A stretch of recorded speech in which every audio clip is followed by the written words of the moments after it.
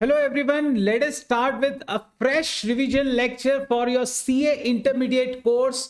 आपके अकाउंटिंग का CA intermediate का आज मैं एक बहुत ही इंपॉर्टेंट चैप्टर जो कि इन्वेस्टमेंट अकाउंट है उसका रिवीजन लेक्चर लेकर आया हूं। बराबर है। रिवीजन लेक्चर कराने से पहले जो लोग बेटा मेरे साथ पहली बार जुड़ रहे हैं, जो लोग मुझे नहीं जानते हैं, उनके लिए मैं अपने आप को इंट्रोड्यूस करवा देता हूं। मैं हूं सीए विवेक मालूम, मैं एक स्पेशलिस्ट हूं बेटा। ठीक है, मैं एक स्पेशलिस्ट हूं, यू कैन से for account, maths, costing eight intermediate levels, ठीक है, and financial reporting at the final levels. ठीक है, so definitely if you really want some good revision lectures like this, definitely do subscribe to our channel and press the like button without forgetting. Okay, so let us start with investment accounts. हम लोग बिल्कुल time waste नहीं करेंगे, we'll be very quick with it. ठीक है, investment accounts का revision हम लोग स्टार्ट कर रहे हैं। सबसे पहले तो आपको ये याद दिला दूं कि इन्वेस्टमेंट अकाउंट किस स्टैंडर्ड से लिया गया है। तो it has been derived from accounting standard 13। Okay, ये एएस नंबर 13 से लिया हुआ है। Okay, AS13 is nothing but accounting for investments. As per AS13, investments क्या होते हैं? वो असेट्स जो एंटरप्राइज होल्ड करता है तीन कारणों के लिए, या तो इनकम अर्न करने के लिए, जिसमें इनकम डिविडेंड, इंटरेस्ट और रेंट हो सकती है, कैपिटल एप्रिसिएशन के लिए, या अदर बेनिफिट्स भी जो एंटरप्राइज को आ सकते हैं। स्टॉक इन ट्रेड इन्वेस्टमेंट्स नहीं होते। ठीक है, तो ये हमने देखा। इसके बाद में ये स्टैंडर्ड किस किस को एप्लीकेबल नहीं है, तो ये इनकम फ्रॉम इन्वेस्टमेंट्स को एप्लीकेबल नहीं है, ऑपरेटिंग और फाइनेंस लीजेस को एप्लीकेबल नहीं है। इसके अलावा आपका retirement benefit plans, life insurance enterprises, ये लोग जो इन्वेस्टमेंट्स करते हैं उस पर एप्लीकेबल नहीं है। Mutual funds, venture capital funds, related asset management companies, ये सब लोग जो इन्वेस्टमेंट्स करते हैं उस पर भी एप्लीकेबल नहीं होते। ठीक है, अच्छा, असेट का क्लासिफिकेशन कैसे होगा? क्या वो फिक्स्ड असेट है या इन्वेस्टमेंट है या इन्वेंट्री है? ये किस चीज पे डिपेंड करता है? ये सिर्फ इस चीज पे डिपेंड करता है बेटा कि मैनेजमेंट का इंटेंशन क्या है उस असेट को लेने का। ठीक है, जैसे फॉर एग्जांपल अगर एक रियल एस्टेट कंपनी एक बिल्डिंग लेती है, अब रियल एस्टेट कंपनी का तो बिजनेस भी लेना बेचना है, बिल्डिंग ही। ठीक है, रियल एस्टेट कंपनी अगर बिल्डिंग लेती है तो बिल्डिंग का वो तीन चीज कर सकती है, या तो वो बेचने के लिए ले उसको, तो वो इन्वेंट्री बन जाएगी, बराबर है, या तो वो क्या कर सकती है बेटा, हो सकता है खुद का कॉर्पोरेट ऑफिस बनाने के लिए वो बिल्डिंग ले रही है, तो वो फिक्स असेट बन जाएगा, पीपीई बन जाएगा और वो एस 10 में बैठ जाएगा। ठीक है, और अगर वो रियल बिल्डिंग इसलिए ले रहे हैं ताकि वो रेंट पे चढ़ा सके या कैपिटल एप्रिसिएशन कर सके, तो वो और कुछ नहीं बल्कि एक इन्वेस्टमेंट होगा। वो और कुछ नहीं, एक इन्वेस्टमेंट होगा। तो आपको किस चीज में क्लासिफाई करना है, फिक्स असेट में, इन्वेस्टमेंट में या इन्वेंट्री में, ये डिपेंड करता है कि आपका उसको लेने का इंटेंशन क्या है। तो क्या शेयर्स और डिबेंचर्स, क्या वो इस स्टैंडर्ड में, मतलब शेयर्स और डिबेंचर्स जो स्टॉक बोलकर है, जो स्टॉक ट्रेडर्स हैं, वो शेयर्स डिबेंचर्स लेते हैं, बेचते हैं, तो क्या वो हमारा इस स्टैंडर्ड में आएगा? देखो, सिंपल वर्ड्स में बोलूं मैं तो शेयर्स और डिबेंचर्स जिसका आप ट्रेडिंग कर रहे हैं वो ऑब्वियस सी बात है, वो आपका इन्वेस्टमेंट नहीं है, वो आपके लिए स्टॉक है, तो वो AS2 में जाना चाहिए। बट प्रॉब्लम यह है कि AS2 के स्कोप में भी उसको बाहर रखा हुआ है। इसीलिए ICAI ने ओपिनियन दिया था कि सिक्योरिटीज जो आप स्टॉक इन ट्रेड बोलकर होल्ड करते हैं वो करंट इन्वेस्टमेंट बोलकर क्लासिफाई किए जाएंगे एज पर AS13, और उसकी अकाउंटिंग और इंफॉर्मेशन भी उसी तरीके से डिस्क्लोज किया जाएगा। मतलब जो सिक्योरिटीज का आप ट्रेड कर रहे हैं वो भी इसी स्टैंडर्ड में करंट इन्वेस्टमेंट जैसे बताए जाते हैं वैसे ही ट्रीट किए जाएंगे। इन्वेस्टमेंट प्रॉपर्टीज क्या होती है? अगर आप लैंड और बिल्डिंग में इन्वेस्ट कर रहे हो, ठीक है ना, आप लैंड और बिल्डिंग में इन्वेस्ट कर रहे हो तो फिर उसे इन्वेस्टमेंट प्रॉपर्टी कहते हैं। लेकिन याद रखना, वो लैंड और बिल्डिंग में किया हुआ इन्वेस्टमेंट हमारे बिजनेस पर्पस के लिए नहीं होना चाहिए, हमारे क्या बोलते हैं स्टॉक बोलकर नहीं होना चाहिए, हम बेचने के लिए उसे नहीं लेने चाहिए। ठीक है, नेक्स्ट, इन्वेस्टमेंट्स फिजिकल फॉर्म में हो सकते हैं, विदाउट अ फिजिकल फॉर्म भी हो सकते हैं। आप जब एक इन्वेस्टमेंट खरीदते हैं तो उससे रिकॉर्ड किस पे करते हो? आप जब भी कोई इन्वेस्टमेंट खरीदते हो ना बेटा, तो सबसे पहले उसे एट कॉस्ट रिकॉर्ड करोगे। अच्छा, कॉस्ट पे रिकॉर्ड करना है, लेकिन कॉस्ट में आएगा क्या? तो कॉस्ट में आती है बेटा उसकी बेसिक कॉस्ट और अपने पास लाने, अपने नाम पर लाने, ठीक है, उसका जो भी खर्चा होने वाला है वो सब कुछ, जैसे ट्रांसपोर्ट हो सकता है, जैसे इसके अलावा मान लीजिए आपके रजिस्ट्रेशन के खर्चे हो सकते हैं, ड्यूटीज हो सकती है, ब्रोकरेजेस हो सकती हैं, हर वो चीज जो आपके नाम पे लाने के लिए लग जाएगा वो सब कुछ आपको लेना है। याद रखिए, ये असेट लॉन्ग टर्म के लिए ले रहे हो या शॉर्ट टर्म के लिए, उससे कोई फर्क नहीं पड़ता, रिकॉर्ड दोनों को कॉस्ट पे ही किया जाता है। सो क्लासिफिकेशन लॉन्ग टर्म और करंट वो आपको अभी नहीं करना है। मैंने आपके लिए इसका एक एग्जांपल यहां रखा है। एक्स लिमिटेड ने एक्वायर किए 1000 शेयर्स इन टाटा लिमिटेड 55 रुपए पे। It paid brokerage 2% stamp duty 50 रुपए, बराबर है। तो नॉमिनल वैल्यू उसका 10 रुपए। इसे आप बुक्स ऑफ अकाउंट में कैसे रिकॉर्ड करोगे? सबसे पहले तो हमने इन्वेस्टमेंट किया है, तो ऑब्वियस सी बात है हम एंट्री क्या पास करेंगे, हम एंट्री पास करेंगे। As you can see I have already prepared, I have made the questions, you can say format readies, okay. Solution के लिए फॉर्मेट मैंने रेडी रखा है ताकि आपका टाइम बच सके, ठीक है। आपका टाइम बहुत प्रीशियस है बेटा। Investment in shares of Tata limited, investment in shares of Tata limited account debit, investment in shares of Tata limited account debit to bank account, ये एंट्री बनेगी, बराबर है। ये वाली एंट्री बनेगी, investment in shares of Tata limited account debit to bank account, ठीक है। Obviously narration being investment purchase, लेकिन इसमें अमाउंट क्या आएगा, मैं अमाउंट का वर्किंग आपको इधर ही दिखा देता हूं। सबसे पहले हम लोगों ने 1000 शेयर खरीदे 55 के हिसाब से, तो उसका बेटा बेसिक कॉस्ट क्या हो जाएगा, उसका बेसिक कॉस्ट समझने की कोशिश करिए। उसका बेसिक कॉस्ट हो जाएगा, बेसिक कॉस्ट कितना हो जाएगा उसका, आप क्या बोल रहे हैं, 1000 शेयर का 55 के हिसाब से, तो 1000 मल्टीप्लाई बाय 55 यानी 55,000, तो ये पक्के हो गए। इसके बाद में आपको ब्रोकरेज लेनी है 2% और स्टैंप ड्यूटी 50 रुपए। हर एक खर्चा जो अपने पास लाने के लिए लगता है वो सब लेना पड़ेगा। ब्रोकरेज 2%, बेटा इसका 2% कितना होता है, ऑब्वियस बात है, इंटू 0.02, सो ये हो गया 1100 रुपए। और स्टैंप ड्यूटी भी तो अपने को लगेगा, तो स्टैंप ड्यूटी कितना बोला है, 50 रुपए। तो हम इन सबका टोटल कर लेते हैं, तो इसकी टोटल आ जाती है बेटा 56,150। तो हम लोग इस भाव पे उसे रिकॉर्ड करने वाले हैं, ठीक है ना। 56,150 पे रिकॉर्ड करेंगे। Investment in shares of Tata limited account debit to bank. In short अपने पास लाने तक का पूरा खर्चा अपन ने क्या कर लिया, ले लिया, ठीक है। चलो आगे चलते हैं। Next, Rama limited purchased HIG flat in the Ayodhya cooperative society for 25 lakh. Intention of acquisition is to earn rental income, ठीक है। तो रेंटल इनकम है तो इन्वेस्टमेंट तो है ही, कैपिटल एप्रिसिएशन के लिए भी है। लेकिन जब आप फ्लैट परचेस कर रहे थे तो मेंबरशिप भी लेनी पड़ी सोसाइटी की, और it was priced eight 1 lakh. मतलब अगर आप कोऑपरेटिव सोसाइटी में फ्लैट ले रहे हैं तो आपको कोऑपरेटिव सोसाइटी का मेंबरशिप भी लेना पड़ा, और वो मेंबरशिप 1 लाख रुपए में आया। तो क्या वो एक्चुअली यहां पे लाख लिखा है लेकिन वो अमाउंट मिस ऑफ हुआ है, 2 लाख होना चाहिए वो, ठीक है। सो 2 लाख रुपए अपने को उसके खर्चे हुए। कंपनी ने 2 लाख रुपया P&L डाल दिया। क्या ये सही है? बेटा जब तक आप वो सोसाइटी का मेंबरशिप नहीं लोगे तब तक आपके नाम पे फ्लैट हो ही नहीं पाएगा। तो फ्लैट अपने नाम पर लाने तक का पूरा खर्चा हमें लेना पड़ता है। तो 25 लाख और 2 लाख 27 लाख रुपए हम लोग कैपिटलाइज करेंगे, हम लोग इन्वेस्टमेंट बोलकर लेके जाएंगे, ठीक है। तो इन्वेस्टमेंट अकाउंट में 27 लाख आएगा, लाइक दिस। कई बार हम लोग क्या करते हैं बेटा, हम लोग जब इन्वेस्टमेंट खरीद रहे होते हैं तो उस टाइम पे या तो पेमेंट कैश बैंक से कर सकते हैं, या शेयर्स इश्यू करके भी हम लोग क्या बोलते हैं इन्वेस्टमेंट खरीद सकते हैं, या हो सकता है एक असेट दिया और इन्वेस्टमेंट ले लिया।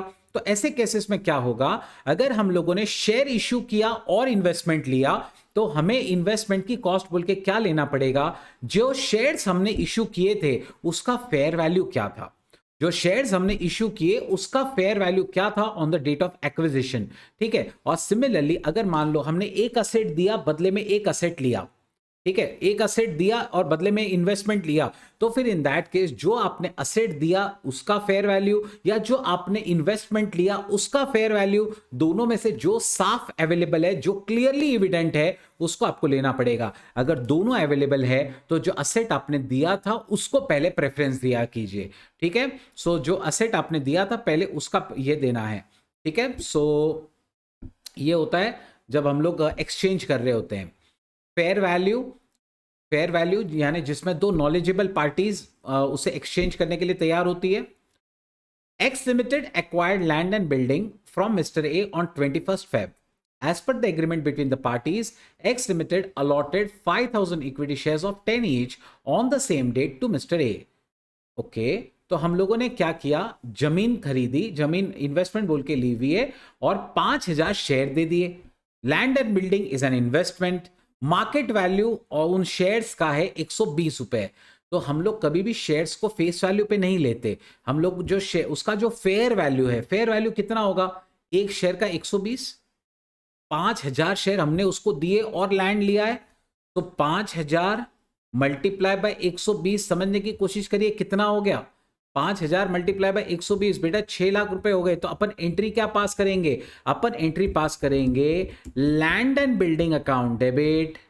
Land and building account debit, बेटा अपन कितने का लैंड और बिल्डिंग ले रहे हैं, हम लोग इसको दिखाएंगे वर्किंग में, यहां पे चाहिए तो आपको दिखा देता हूं नीचे, 5000 शेयर्स मल्टीप्लाई बाय 120 रुपए, ठीक है ना। तो 5000 शेयर इंटू 120, तो मैं 6 लाख रुपए का जमीन ले रहा हूं, ठीक है। और जो शेयर इश्यू कर रहा हूं उसका फेस वैल्यू सिर्फ 10 रुपए का है, लेकिन इश्यू कर रहे हैं हम 120 पे।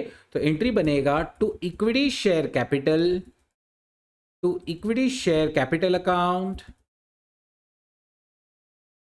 इक्विटी शेयर कैपिटल अकाउंट, और टू सिक्योरिटीज प्रीमियम अकाउंट, क्योंकि अपन ये शेयर्स प्रीमियम पे इश्यू कर रहे हैं, बराबर ना, ये उसका एंट्री बनेगा।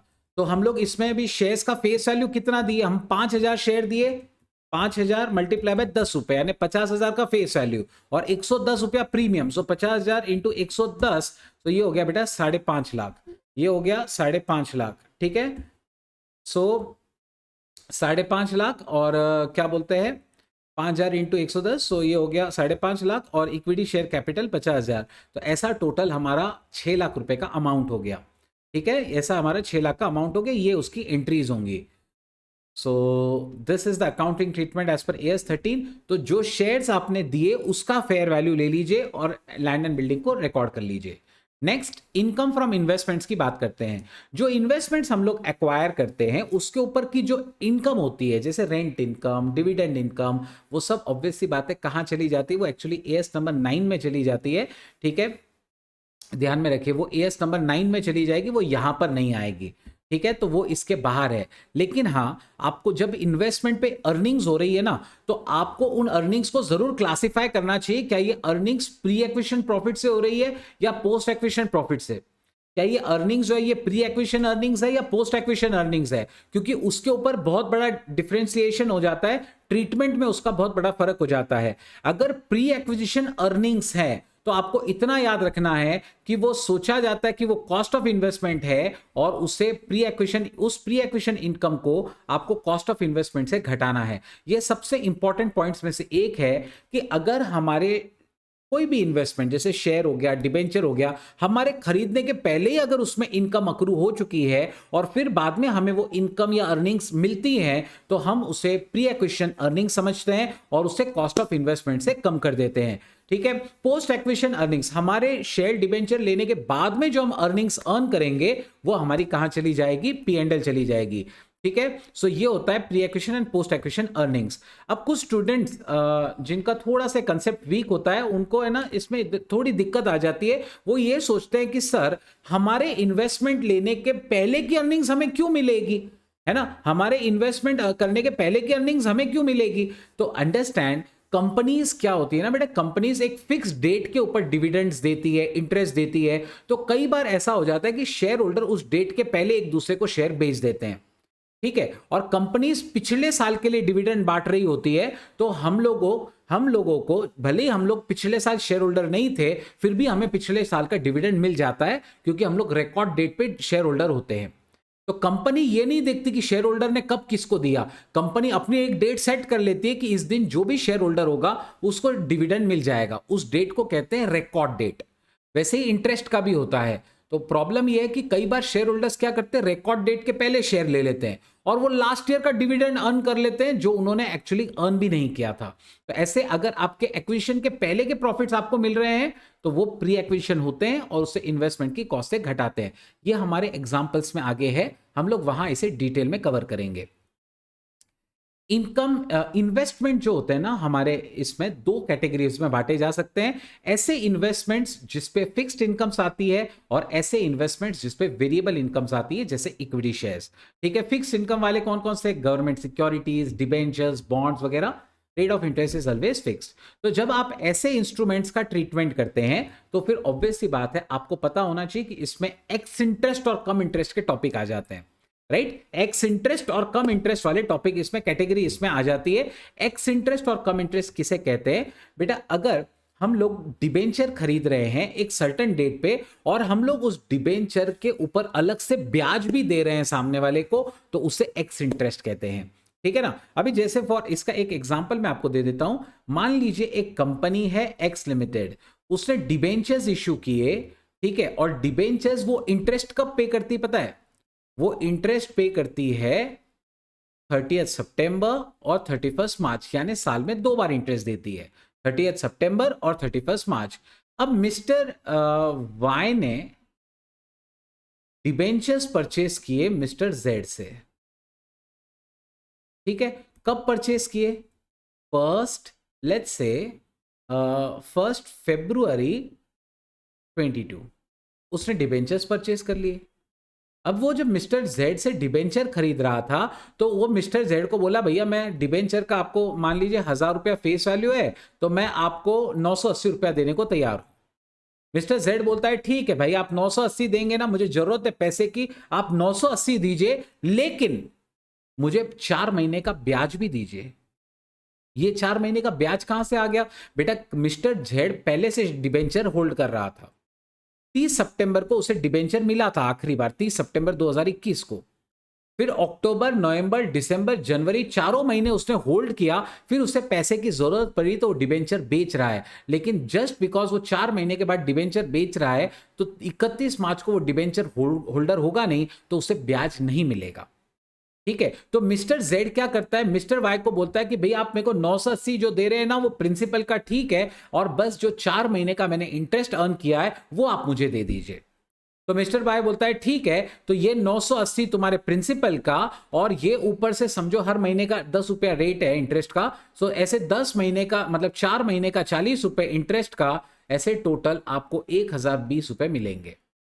ठीक है। इसे कहते हैं कम इंटरेस्ट, जिसमें इंटरेस्ट इंक्लूडेड है, और इंटरेस्ट को अगर हटा दिया तो हो जाता है एक्स इंटरेस्ट। मतलब 1020 रुपए मिस्टर जेड को मिले, उसमें 40 रुपए ब्याज के मिले और 980 प्रिंसिपल ओरिजिनल कॉस्ट के मिले, तो वो हो जाता है बेटा एक्स इंटरेस्ट का भाव। ये बहुत इंपॉर्टेंट है, क्योंकि हम हमारी अकाउंटिंग जब करते हैं ना, तो कम इंटरेस्ट वाली जो चीजें होती हैं, ये बात ध्यान रखिए, कम इंटरेस्ट जो होता है ना, ये हमेशा बैंक अकाउंट में जाता है। आपकी एंट्रीज में जब भी बैंक अकाउंट आएगा ना, उसमें कम इंटरेस्ट का ही फिगर होगा। प्रिंसिपल हमेशा डिबेंचर्स अकाउंट में जाएगा, चाहे आप ले रहे हैं या बेच रहे हैं, और इंटरेस्ट जो है वो ऑब्वियसली इंटरेस्ट अकाउंट में जाता है। तो ये उसके कुछ रूल्स हैं जो हमें ध्यान रखने चाहिए।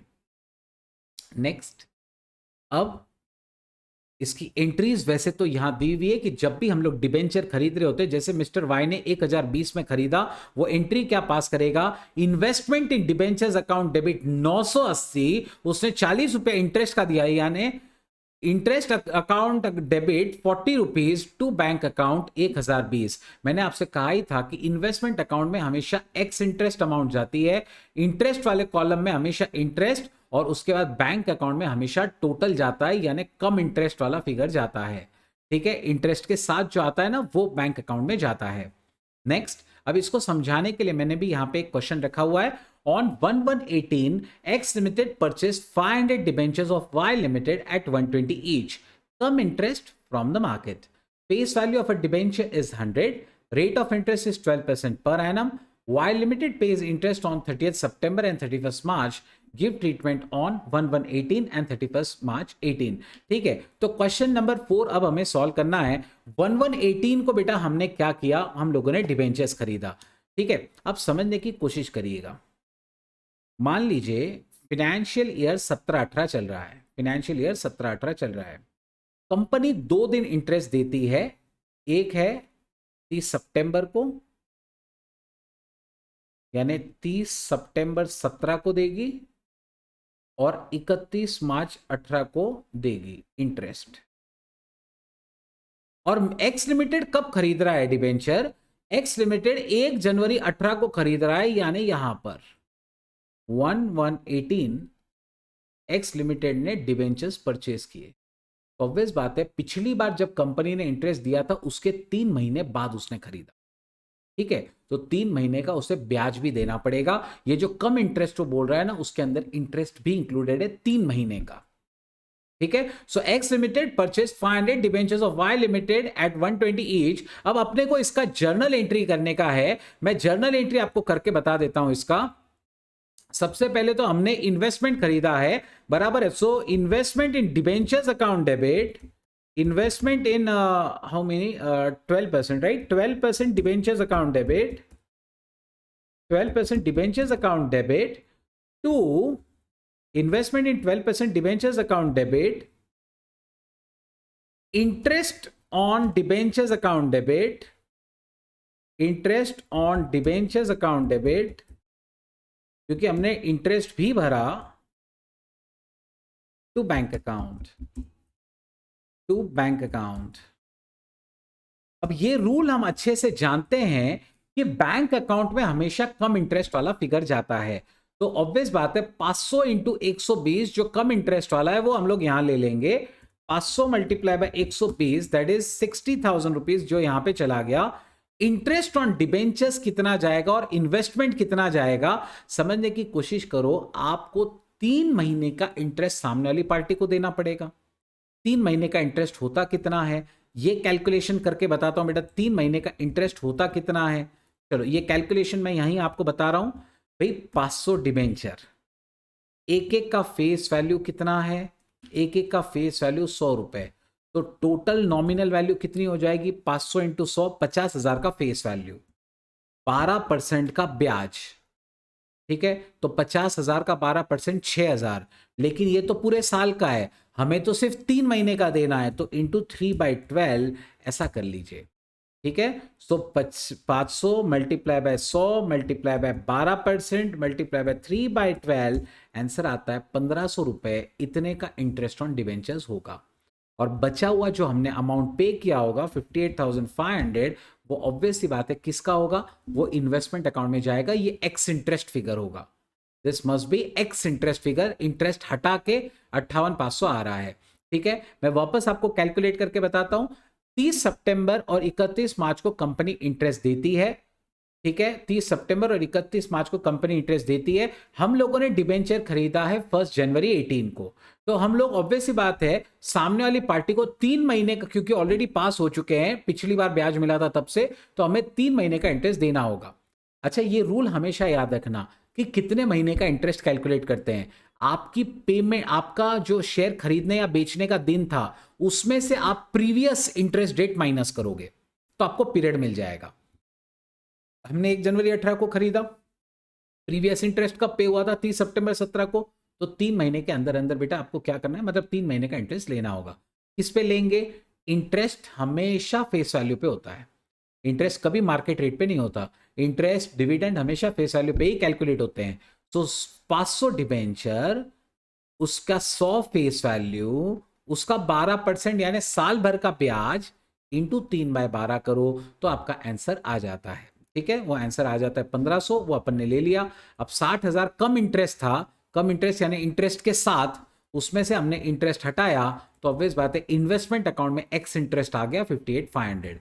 ये एंट्री कब हुई, ये एंट्री हुई 11/18 को। ये एंट्री कब हुई बेटा, ये एंट्री हुई 11/18 को। उसके बाद में 30th क्या बोलते हैं 31 मार्च 18 को भी हमें एंट्रीज करनी है। 31 मार्च 18 को क्या होगा समझने की कोशिश करिएगा।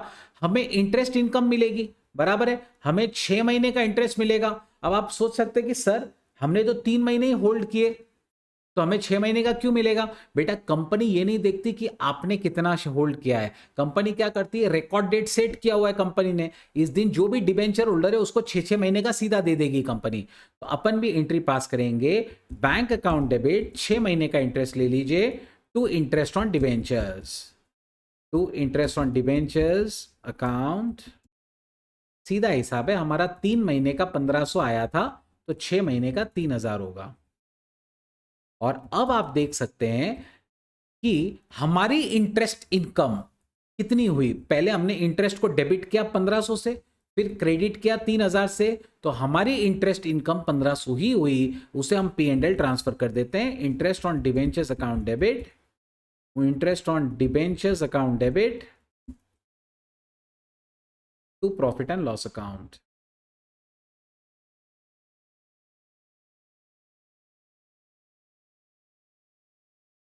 ये 1500 ही जाएगा। तो इफेक्टिवली आप देखो अपनी रियल अर्निंग्स 1500 ही है, अपनी रियल अर्निंग्स ये आगे के 3 महीने की ही है, और जो पहले के 3 महीने के हमने 1500 रुपए दिए थे ना, वो हमने कॉस्ट में ऐड ही नहीं किए, अलग कर दिए उसको। इट हैज बीन एक्सक्लूडेड और यू कैन से डिडक्टेड फ्रॉम द कॉस्ट। ठीक है, तो टोटल हमने जो पे किया था उसमें से इसको डिडक्ट किया, तो हमें ये वाला आंकड़ा मिला लाइक दिस। किसी को चलो ठीक है ना, आगे चलते। तो ये ट्रीटमेंट हो गया हमारा, पी एंड एल में उतना ही गया जितना अपन ने रियली होल्ड किया था। अपन ने 3 महीने होल्ड किया तो अपने को 3 महीने का ही इनकम पी एंड एल ले जाना है। नेक्स्ट अब बारी आती है वेरिएबल इनकम स्क्रिप्ट्स की। ठीक है, हमने फिक्स्ड वाले तो देख लिए। अच्छा, डिबेंचर्स के ऊपर और भी एग्जांपल मैं कराऊंगा आपको। ठीक है, क्योंकि यहां पर मैं जो रिवीजन लेक्चर ले रहा हूं इसमें मैं 2 चीजें एक साथ कवर करूंगा, AS 13 भी और उसके साथ साथ इन्वेस्टमेंट अकाउंट्स का चैप्टर भी। ठीक है, तो इसीलिए मैं वहां पे आपको और एक क्वेश्चन कराऊंगा उसका बाद में। वेरिएबल इनकम बियरिंग सिक्योरिटीज की बात करते हैं, वेरिएबल इनकम जिसमें इनकम फिक्स नहीं होती है, जैसे इक्विटी शेयर्स वगैरह। इक्विटी शेयर्स पे डिविडेंड कम हो सकता है, ज्यादा हो सकता है, कुछ भी हो सकता है। हमारे स्टैंडर्ड में लिखा गया है कि डिविडेंड आप तभी रिकॉर्ड कर सकते हो जब आपका right to receive payment establish हो चुका है। मतलब कंपनी जब डिविडेंड डिक्लेयर कर चुकी है तो उस टाइम पे आपका राइट जनरेट हो जाएगा, तभी आप इनकम में उसे रिकॉर्ड कर सकते हो। रूल याद रखना, अगर डिविडेंड प्री एक्विजिशन प्रॉफिट्स में से बांटा गया है तो वो डिविडेंड आपको कॉस्ट ऑफ द इन्वेस्टमेंट से कम करना है। क्या रूल याद रखोगे? अगर डिविडेंड कंपनी ने प्री एक्विजिशन प्रॉफिट से बांटा है तो वो डिविडेंड कॉस्ट ऑफ इन्वेस्टमेंट से कम करते हैं। अब कई बार स्टूडेंट इस चीज को नहीं समझ पाते कि ये प्री एक्विजिशन क्या है, पोस्ट एक्विजिशन क्या है। तो उसको समझाने के लिए मैंने कुछ चार्ट्स यहां पे रखे हैं। आपने जिस दिन शेयर खरीदा वो हुई एक्विजिशन डेट। जिस दिन आपने शेयर एक्वायर किया ना, उस मतलब कंपनी तो देखो सालों से बिजनेस करती आई थी, हमने अभी शेयर लिए, लेकिन कंपनी कई साल से बिजनेस कर रही थी और आगे भी करने वाली है। तो जिस दिन तुमने शेयर खरीदा उस दिन कंपनी की लाइफ के आपको 2 टुकड़े करने होंगे, आपके शेयर खरीदने के पहले, आपके शेयर खरीदने के बाद। समझने की कोशिश करिए, कंपनी कई साल से बिजनेस कर रही थी तो कंपनी ने पहले भी बहुत प्रॉफिट कमाया है, तो आपके खरीदने के पहले भी कंपनी ने बहुत सारे प्रॉफिट्स बना के रखे हैं, ये आपके लिए प्री एक्विजिशन प्रॉफिट्स होंगे। तो ये जो पीरियड है आपके शेयर लेने का पहले का पीरियड है प्री एक्विजिशन पीरियड, लेने के बाद का कौन सा हो जाएगा बेटा फिर? Post acquisition period. और हमने प्री एक्विजिशन पीरियड में कंपनी ने जितने प्रॉफिट्स कमा के रखे हैं, यानी हमारे शेयर लेने के पहले कंपनी ने जितने प्रॉफिट्स कमा के रखे हैं उन सबको प्री एक्विजिशन प्रॉफिट्स कहते हैं। और हमारे शेयर खरीदने के बाद कंपनी जितने भी प्रॉफिट्स रिजर्व्स बनाएगी वो सब पोस्ट एक्विजिशन प्रॉफिट से रिजर्व्स होंगे। ठीक है, और अब मेन ट्रीटमेंट, ये तो हमारे शेयर खरीदने के पहले के लाइफ में कंपनी ने जितने प्रॉफिट्स बनाए थे, अगर उसमें से कंपनी डिविडेंड बांटती है तो फिर आप उसे कॉस्ट ऑफ इन्वेस्टमेंट से कम करोगे। ठीक है, उसे आप कॉस्ट ऑफ इन्वेस्टमेंट से कम करोगे। हमारे शेयर खरीदने के बाद के लाइफ में कंपनी जब भी प्रॉफिट कमा के डिविडेंड बांटेगी तो वो सब P&L ही जाएंगे। ठीक है, चल अब इसके ऊपर भी मैंने एक एग्जांपल यहां रखा हुआ है। On 1 April 18 X limited purchase 500 equity shares of Y limited at 35 each. Face value है 10 रुपए। हमने कब खरीदा? देखो 1/4/2018, यानी फाइनेंशियल ईयर कब लिया हमने? 18-19 में लिया, बराबर है ना? फाइनेंशियल ईयर 18-19 में लिया। X limited has received dividend of 5000 on 31 अगस्त 18। हमने 1 अप्रैल को खरीदा था तो 31 अगस्त को हमें डिविडेंड मिला फॉर फाइनेंशियल ईयर 17-18। कंपनी तो पहले से बिजनेस कर रही थी, तो कंपनी ने अपने 17-18 के प्रॉफिट्स को यूज किया और उसका डिविडेंड बांटा जो हमें भी मिल गया। और हमने तो शेयर कब खरीदे? 18-19 में।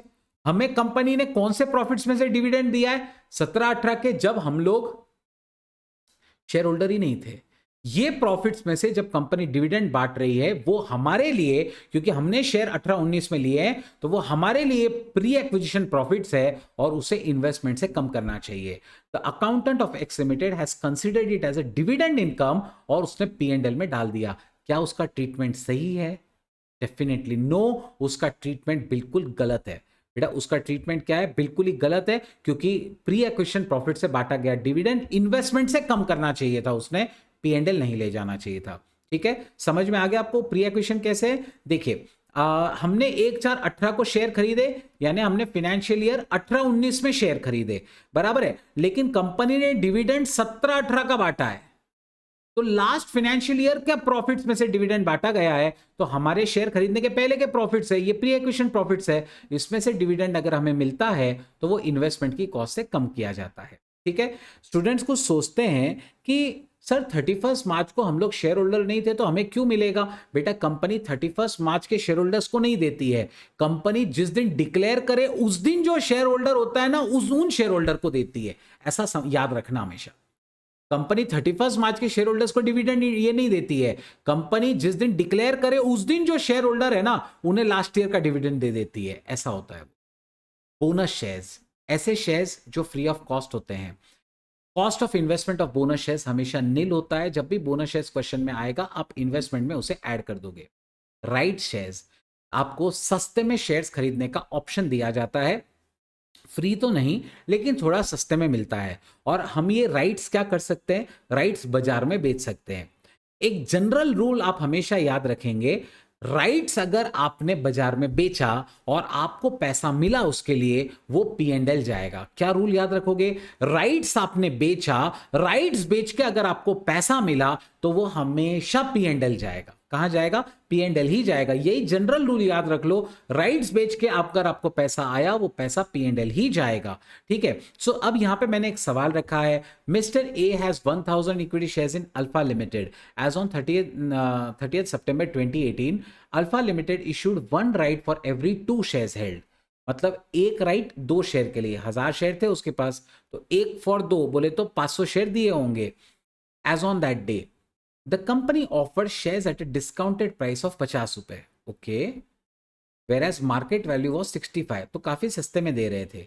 Mister A received rights 500 rights as part of right issue। record necessary entries in the books of A and B for the following situations। तो आपको A और B के बुक्स में एंट्रीज बनानी है अलग अलग केसेस में।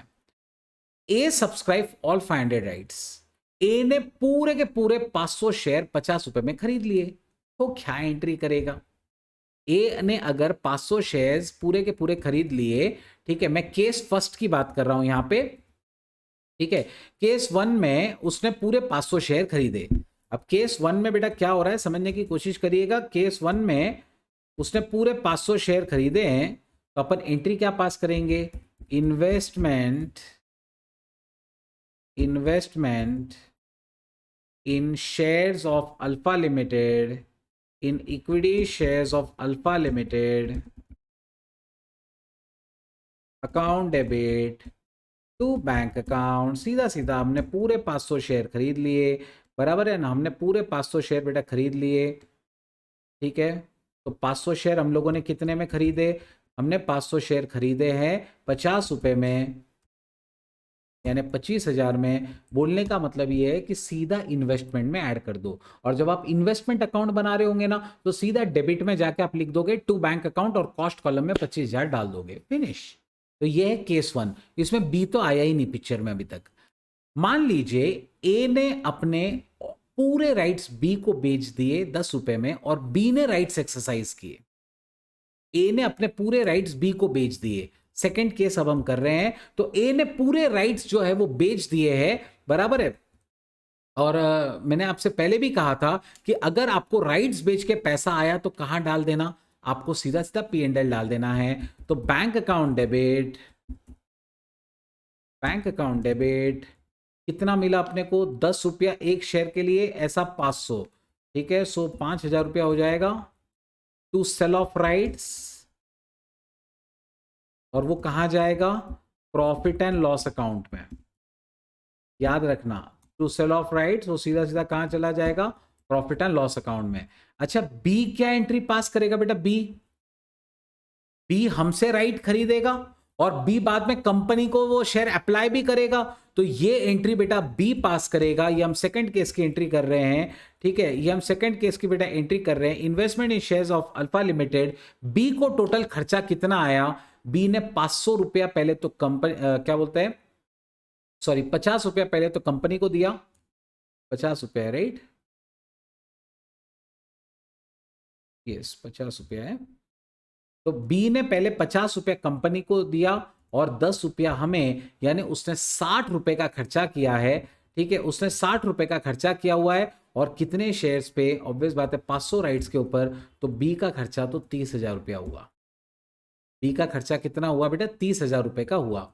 ठीक है, यस, पूछिए क्वेरी आपका।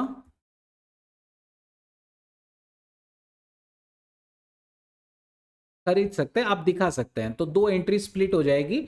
इन्वेस्टमेंट पहले in shares of Alpha 5,000 to bank 5,000, फिर इन्वेस्टमेंट टू बैंक 25,000 कर सकते हो। ठीक है, लेकिन साथ में करो तो ज्यादा अच्छा है।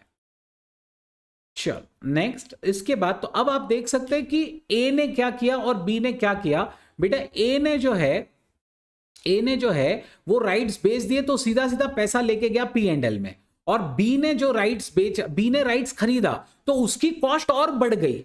उसकी कॉस्ट दो चीजों की हो गई। एक तो उसको कंपनी को 50 रुपया देना पड़ा, समझने की कोशिश करो, बी को 50 रुपया कंपनी को देना पड़ेगा अगर उसको शेयर खरीदना है, और बी ने 10 रुपए ए को भी दे दिए।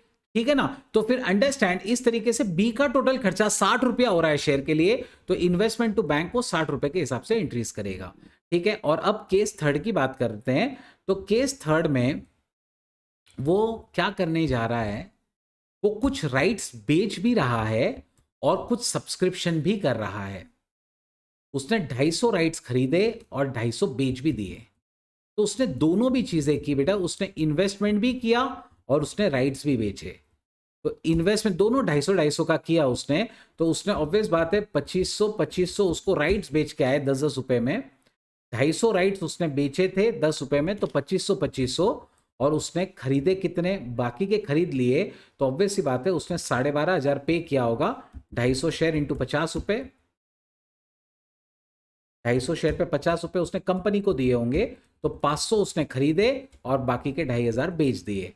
ठीक है, बी क्या करेगा? बी की तो एंट्री में कोई चेंज नहीं होगा, सिर्फ अमाउंट जरूर चेंज हो जाएगी, क्योंकि अब उसने सिर्फ 250 शेयर के लिए किया हुआ है। तो 250 शेयर के लिए उसने 10 रुपए पहले ए को दिए और फिर 50 रुपए कंपनी को, यानी 60 रुपए उसने दिए हैं। तो 250 इंटू 60 बेसिकली 15,000 यहां पे आ जाएगा। ठीक है, सिंपल एज दैट। तो इस तरीके से बेटा क्या किया जाएगा, इस तरीके से जर्नल एंट्रीज पास की जाएगी। यस,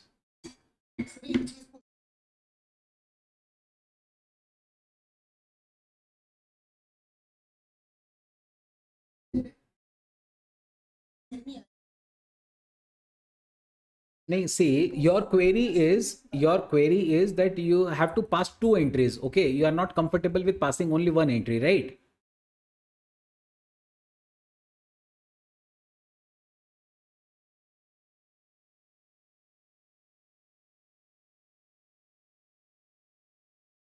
बराबर है। हाँ, लेकिन वो इन्वेस्टमेंट में ही जाएगा ना, आखिर तो वो इन्वेस्टमेंट के लिए ही किया है उसने। और ये बात ध्यान में रखिए, ये इन्वेस्टमेंट के लिए ही किया गया है ना, तो वो से इन्वेस्टमेंट की कॉस्ट में क्या क्या आता है, उसको लाने तक के सारे खर्चे लेने पड़ेंगे आपको। तो ये भी तो लाने का ही खर्चा हुआ ना एक, लाइक दिस। उसके सिवा तो इन्वेस्टमेंट तुम्हारे नाम पर आएगा ही नहीं, तो फिर ऑब्वियसली ये खर्चा आपको ऐड तो करना ही है। चलो, exceptions to the above rule. देखिए, इन्वेस्टमेंट अकाउंट में हम लोगों ने अभी क्या जनरल रूल सीखा कि जब भी आप राइट्स बेचो तो जो पैसा आता है वो कहां जाएगा, वो पी एंड एल जाएगा, ये हमने सीखा। लेकिन हमारे अकाउंटिंग स्टैंडर्ड में इसका एक एक्सेप्शन दिया गया है। एक्सेप्शन क्या है? अगर दो कंडीशंस फुलफिल हुई तो आप राइट्स बेचकर जो पैसा लाओगे वो डायरेक्ट पी एंड एल नहीं जाता। वो दो कंडीशंस कौन सी है? दो कंडीशंस ये है कि अगर आपने जब शेयर खरीदा था, वो शेयर ही कम राइट बेसिस पे खरीदा था, वो शेयर ही मतलब राइट्स के साथ खरीदा था, और जब वो एक्स राइट हो जाता है, मतलब राइट अलग हो जाता है उसमें से, तो फिर उसका भाव जो हो जाता है ना वो कम हो जाता है। तो अगर उसका दाम कम हो गया तो फिर इन दैट केस अगर वो मार्केट वैल्यू हमारे कॉस्ट से भी नीचे आ गई, तो हमारा जितना नुकसान हो रहा है उतना आपको राइट्स बेचकर जो पैसा आया है आप वो उतना उसके सामने एडजस्ट करोगे और बचा हुआ ही पी एंड एल ले जाओगे। ठीक है, मैं वापस समझा देता हूं। अगर हमने शेयर्स कम राइट बेसिस पे खरीदे थे और एक्स राइट होने के बाद हमने जितने में उस शेयर को खरीदा था उसका दाम उससे भी कम हो गया, तो हम तो लॉस में चले गए, हमने जितने में शेयर खरीदा था मार्केट रेट उससे भी कम हो गया। तो आपको राइट्स बेच के जितना पैसा आएगा उसमें से जो आपको लॉस हो रहा है ना शेयर के सामने, वो आप शेयर्स के अकाउंट में कम करोगे, और ऊपर का अगर और एक्स्ट्रा पैसा आया है आपको राइट्स बेच के तो वो P&L चला जाएगा। लेकिन इसमें एक बात याद रखना है आपको, आप उतना ही रुपया कॉस्ट से कम कर सकते हैं जितना आपको राइट्स बेच के आया हुआ है। ठीक है, राइट्स बेच के आया हुआ है और जितना मार्केट रेट है, ठीक है, तो वहां तक कि आप जा सकते हो, उसके नीचे नहीं जा सकते। ठीक है, रिमेंबर दैट, ना उसके नीचे जा सकते हो, ना राइट्स बेच के जितना आया उसके नीचे जा सकते हो। इसको समझाने के लिए, आई एम श्योर ये थोड़ा सा कॉम्प्लिकेटेड पॉइंट है, इसको समझाने के लिए मैंने एक और एग्जांपल यहां रखा हुआ है जिसमें मैं हर तरीके का केस कवर कर लूंगा। जैसे alpha limited issued on 1/4/18, alpha limited issued 1 right for every 2 shares held. एक शेयर दिया हर एक राइट दिया हर 2 शेयर के लिए, and rights can be exercise by the members on और before 30th June। The company offered shares at a discounted price of 50 rupees. बहुत बढ़िया, 50 का भाव है। Mister X has shares in alpha limited and on 30th April 2018 mister X sold the equity shares at 60 each with 500 rights. ठीक है, तो rights declare हो जाने के बाद, राइट्स डिक्लेयर हो जाने के बाद मतलब लोगों को पता चल गया कि राइट इश्यू हो गया है, तो राइट्स डिक्लेयर हो जाने के बाद एक्स ने क्या किया, एक्स ने वो सारे राइट्स बेच दिए, शेयर्स भी बेच दिए, राइट्स भी बेच दिए। किसको? मिस्टर ए को। तब मिस्टर ए तो जानता था कि वो जो पैसा दे रहा है वो एक्स्ट्रा क्यों दे रहा है, क्योंकि उसमें राइट्स का भाव भी इंक्लूडेड है। तो वो जो शेयर्स हैं वो कम राइट शेयर्स होते हैं। अब उसने वो कम राइट शेयर्स कितने में खरीदे? मिस्टर ए ने 60 रुपए में खरीदे शेयर्स को। 30 मई को जब मतलब मिस्टर ए के पास जब राइट्स आ गए थे, उसने सारे राइट्स बेच दिए 6000 रुपए में। अब अलग अलग केस में क्या एंट्री होगी? यहां पे क्या हुआ, शेयर्स हमने खरीदे, कम राइट बेसिस पे खरीदे, यानी ऑलरेडी डिक्लेयर था कि राइट इश्यू होने वाला है, और फिर हमने उसके शेयर को खरीदा, यानी मार्केट रेट ऑलरेडी बढ़ चुका होगा तब तक, और फिर हम लोगों ने जब शेयर खरीदे तो उसके जो हमें राइट्स मिले वो राइट्स हमने बेच दिए। अब जनरल रूल तो ये है कि P&L जाता है, लेकिन प्रॉब्लम ये है कि यहां हमने शेयर्स कम राइट बेसिस पे खरीदा है, और अगर उसका इन्वेस्टमेंट का रेट अगर उसके कॉस्ट से नीचे चला गया तो फिर आपका ट्रीटमेंट यहां पे थोड़ा चेंज हो जाएगा। देखो, हमने कितने में खरीदा था? 60 रुपए में शेयर खरीदा। हमने राइट्स कितने में बेचे? 6000 में बेचे। अब अगर मार्केट वैल्यू उस दिन 55 रुपए हो गई तो हमें नुकसान कितना होगा? सोचिएगा, अगर मार्केट वैल्यू 55 रुपए हो गई तो हमें नुकसान कितना होगा? हमारे पास कितने शेयर्स हैं? हमारे पास कितने शेयर्स हैं बेटा? 1000 शेयर थे अपने पास, राइट? 1000 शेयर अपने पास थे, 1000 शेयर अपन ने खरीदे और वो भी 60 रुपए में, और अब वो 1000 शेयर 55 रुपए के हो चुके हैं, तो अपना नुकसान कितना हुआ? 1000 शेयर हमने लिए थे 60 रुपए में, और अब वो हो चुके हैं, उनका भाव हो चुका है 55 रुपए, तो हमारा नुकसान है 5 रुपया एक शेयर के पीछे। ऐसे 1000 शेयर्स हैं तो हमारा टोटल नुकसान हो गया 5000, और हमें राइट्स बेच के मिले 6000 रुपए। तो फिर हम लोग क्या करेंगे? हम लोग यहां पे एक एंट्री बनाएंगे, हमें राइट्स बेच के 6000 रुपए मिले, bank account debit 6000। General rule तो ये है कि सेल ऑफ राइट्स P&L जाना चाहिए, लेकिन इस बार हमारे इन्वेस्टमेंट का दाम गिर चुका था। To investment account, to investment in shares of alpha limited, of alpha limited account, to investment in shares of alpha limited account. कितना? जितना आपका नुकसान हुआ। आपका नुकसान 5000 हुआ ना, आपने 1000 में लिया था, 60 रुपए के हिसाब से 60,000 में आपने लिया, लेकिन 55,000 अब उसका भाव हो गया है, तो 5000 अपन क्या कर रहे हैं? घटा रहे हैं, क्रेडिट करने जा रहे हैं इन्वेस्टमेंट को, तो वो कम हो जाएगा। लेकिन बैंक में तो 6000 आए, तो आप 1000 जो एक्स्ट्रा आपको मिला है वो सेल ऑफ राइट्स में डाल दोगे, जो कहां जाएगा? वो प्रॉफिट एंड लॉस अकाउंट में जाएगा। 1000 रुपया सिंपल एंट्री है ना? बैंक अकाउंट डेबिट 6000, जितना इन्वेस्टमेंट का भाव कम हो गया है, जितना आपका नुकसान हुआ है, हमारा नुकसान 1000 शेयर के ऊपर हमें 5-5 रुपए नुकसान, 5000 का नुकसान हुआ था, उतना इन्वेस्टमेंट में कम करो, बचा हुआ जो और आपको प्रॉफिट मिला है वो P&L जाएगा।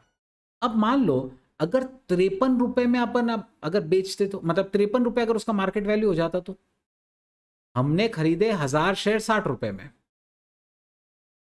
60,000, मार्केट रेट हो गया है 53, तो 1000 इंटू 53, मार्केट रेट हो गया 53,000, तो हमारा नुकसान तो कितना है 7,000, लेकिन राइट्स बेच के 6,000 ही आया है। रूल क्या कहता है? रूल ये कहता है कि अगर आपको पैसे कम मिले, बाय चांस अगर आपको पैसे कम मिले, तो जितने मिले उतने से ही इन्वेस्टमेंट को घटाओ, बस।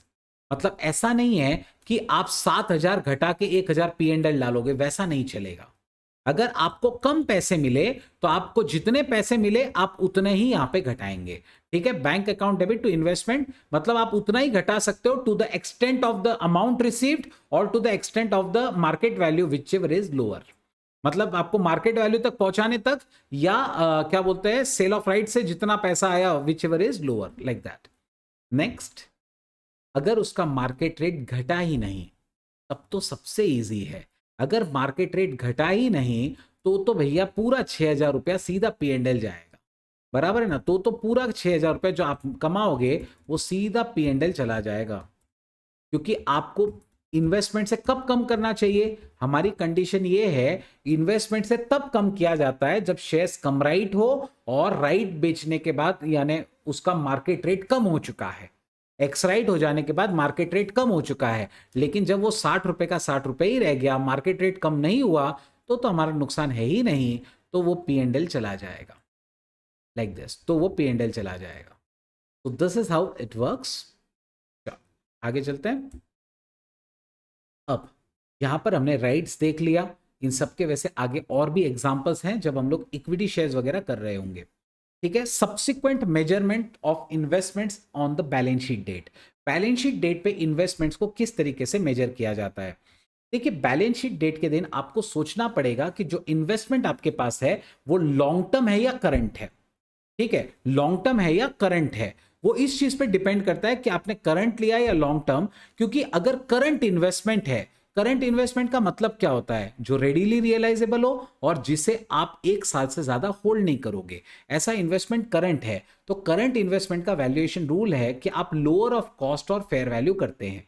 करंट इन्वेस्टमेंट का वैल्यूएशन रूल है लोअर ऑफ कॉस्ट और फेयर वैल्यू, ठीक है। और ये आपको इंडिविजुअल इन्वेस्टमेंट वाइज करना है, ठीक है। ग्लोबल बेसिस पे नहीं कर सकते, मतलब एक एक इन्वेस्टमेंट को कंपेयर करना है, ठीक है। और अगर मान लीजिए कोई इन्वेस्टमेंट का अभी फेयर वैल्यू कम था तो हमने उसका कॉस्ट कम कर लिया, नुकसान बुक कर लिया, अगले क्वार्टर में मान लो उसका फेयर वैल्यू बढ़ जाता है, तो आप वापस उसका रिवर्सल भी P&L ले जाओगे, ठीक है। तो आप अगर कुछ घटा रहे हैं या रिवर्सल कर रहे हैं, वो P&L जाता है। ये है करंट इन्वेस्टमेंट जो 1 साल से ज्यादा होल्ड नहीं किए जाएंगे और रेडीली रियलाइजेबल होते हैं। लॉन्ग टर्म इन्वेस्टमेंट्स की बात करते हैं। लॉन्ग टर्म इन्वेस्टमेंट वो है जो करंट नहीं है। लॉन्ग टर्म इन्वेस्टमेंट वो है बेटा जो करंट नहीं है, ठीक है। ये हमेशा कॉस्ट पे होते हैं, ये हमेशा किस पे होते हैं? कॉस्ट पे होते हैं। और अगर कुछ डिक्लाइन हुआ, डिक्लाइन टेम्पररी नहीं होना चाहिए। If there is any decline other than temporary, तो आपको उसका प्रोविजन क्रिएट करना पड़ेगा, ठीक है। आपको उसका प्रोविजन क्रिएट करना पड़ेगा, यानी अगर उसका मार्केट रेट कम हो गया और वो कम जो हो रहा है वो कोई टेम्पररी नहीं है, वो एक लॉन्ग टर्म रोल है, तो फिर वो आपको क्या करना पड़ेगा, समझने की कोशिश करिए। वो आपको मतलब परमानेंट डिक्लाइन है तो वो आपको कॉस्ट से कम करनी पड़ेगी। अगर ऐसा आपने डिडक्शन किया तो वो P&L जाएगा। कभी ऐसा भी हो सकता है लाइफ में कि आज आपने उसमें परमानेंट रिडक्शन हो चुका है तो आपने भाव घटा दिया, फ्यूचर में कभी परमानेंट इंक्रीज भी हो सकता है। अगर फ्यूचर में परमानेंट इंक्रीज हुआ तो फिर इन दैट केस वो भी आपको P&L ही लेके जाना पड़ेगा। लेकिन याद रखिएगा, अगर आप फ्यूचर में इंक्रीज भी करोगे ना तो कॉस्ट के ऊपर आप नहीं जा सकते, वो अलाउड नहीं है। अच्छा, कब पता चलता है कि वैल्यू डिक्लाइन हो चुकी है परमानेंटली, टेम्पररी डिक्लाइन नहीं है? जैसे cost of investment market value से ज्यादा हो चुकी है, इन्वेस्टी का financial position performance continuously deteriorate हो रहा है, एक्सपेक्टेड कैश फ्लोज अब सही नहीं आ रहे, डिस्ट्रीब्यूशन फ्रॉम प्रॉफिट्स उसमें बहुत सारे रिस्ट्रिक्शंस हैं, लाइक दैट। अब मैंने यहाँ पे एक एग्जांपल रखा है, चलो डिस्कस करते हैं। एक नहीं, काफी सारे एग्जांपल्स हम यहाँ करेंगे। An unquoted long term investment is carried in the books at a cost of 2 lakh. Unquoted मतलब जिसका मार्केट रेट नहीं है, ठीक है, लिस्टेड नहीं है, उसका लॉन्ग टर्म इन्वेस्टमेंट है जो कॉस्ट पे ही रखना चाहिए, वो 2 लाख का है। The published accounts of unlisted company received showed that company was incurring cash losses. मतलब हमने उसे 2 लाख में खरीदा था, लेकिन कंपनी कंटिन्यूअसली कैश लॉसेस कर रही है, उसका मार्केट शेयर डिक्लाइन हो रहा है, long term investment may not fetch more than 20,000, how will you deal with this in preparing the financial statements. बेटा यहां पर आप साफ देख सकते हैं 2 लाख की चीज सिर्फ 20,000 जब हो जाती है तो ये डिक्लाइन कोई टेम्पररी नहीं हो सकता है, ये परमानेंट डिक्लाइन ही है।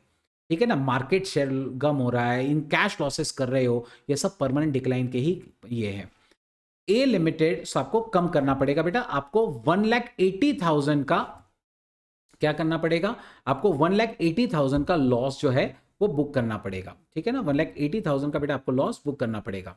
Next, A limited is engaged in the speculation business, it mainly deals with equity market. Okay, वो स्पेकुलेशन का काम करता है और ज्यादातर इक्विटी में काम करता है। It purchases and sale investment with a transaction gap of 1 week, एक हफ्ते में ट्रेडिंग कर रहा है वो। At the end of financial year उसके पास 1000 शेयर्स थे, उसका कॉस्ट ऑफ एक्विजिशन था 15 लाख, लेकिन अनएक्सपेक्टेड मार्केट कंडीशंस के कारण मार्केट वैल्यू हो गया 13 लाख। हम जानते हैं वो एक हफ्ते में ले रहा है बेच रहा है, तो उसके लिए कोई लॉन्ग टर्म इन्वेस्टमेंट तो है नहीं, ये करंट इन्वेस्टमेंट है।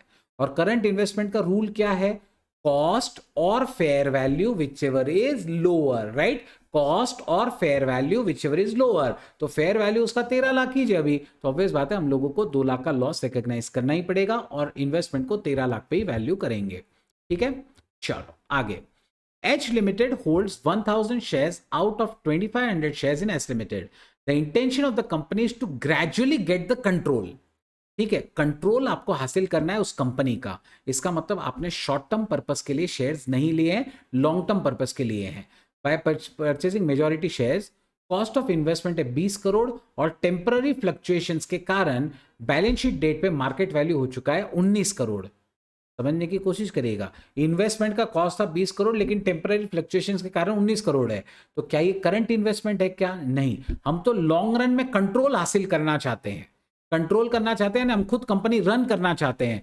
तो अगर आपका इंटेंशन ऐसा होता है तो ये तो लॉन्ग टर्म इन्वेस्टमेंट है, तो temporary fluctuations does not matter, we will not recognise the provision of 1 crore, हम उसे 20 करोड़ का 20 करोड़ पर ही छोड़ देंगे।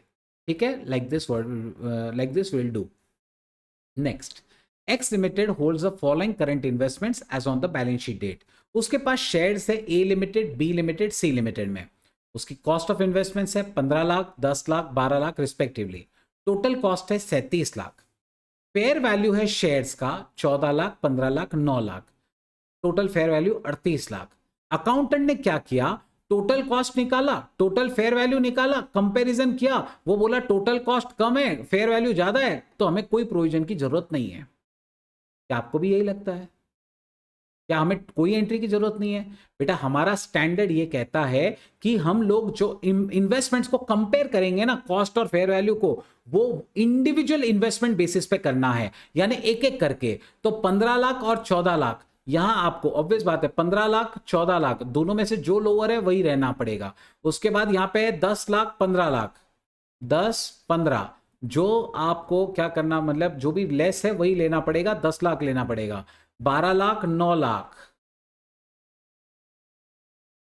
ऑब्वियस बात है 9 लाख। तो आपको कहां कहां लॉस बुक करना पड़ा, सिर्फ सेकंड वाले में लॉस नहीं हुआ, बाकी फर्स्ट वाले में 1 लाख का लॉस है और थर्ड वाले में 3 लाख का लॉस है। तो अकाउंटेंट का कंटेंशन बिल्कुल गलत है। AS 13 तो कहता है हमें इंडिविजुअली कंपेयर करने होंगे, तो हमें 4 लाख का लॉस बुक करना पड़ेगा, पहले वाले पे 1 लाख और तीसरे वाले पे 3 lakh, like this. Next, X Limited on 11/17 has made an investment of 600 lakhs in the equity shares of Y Limited.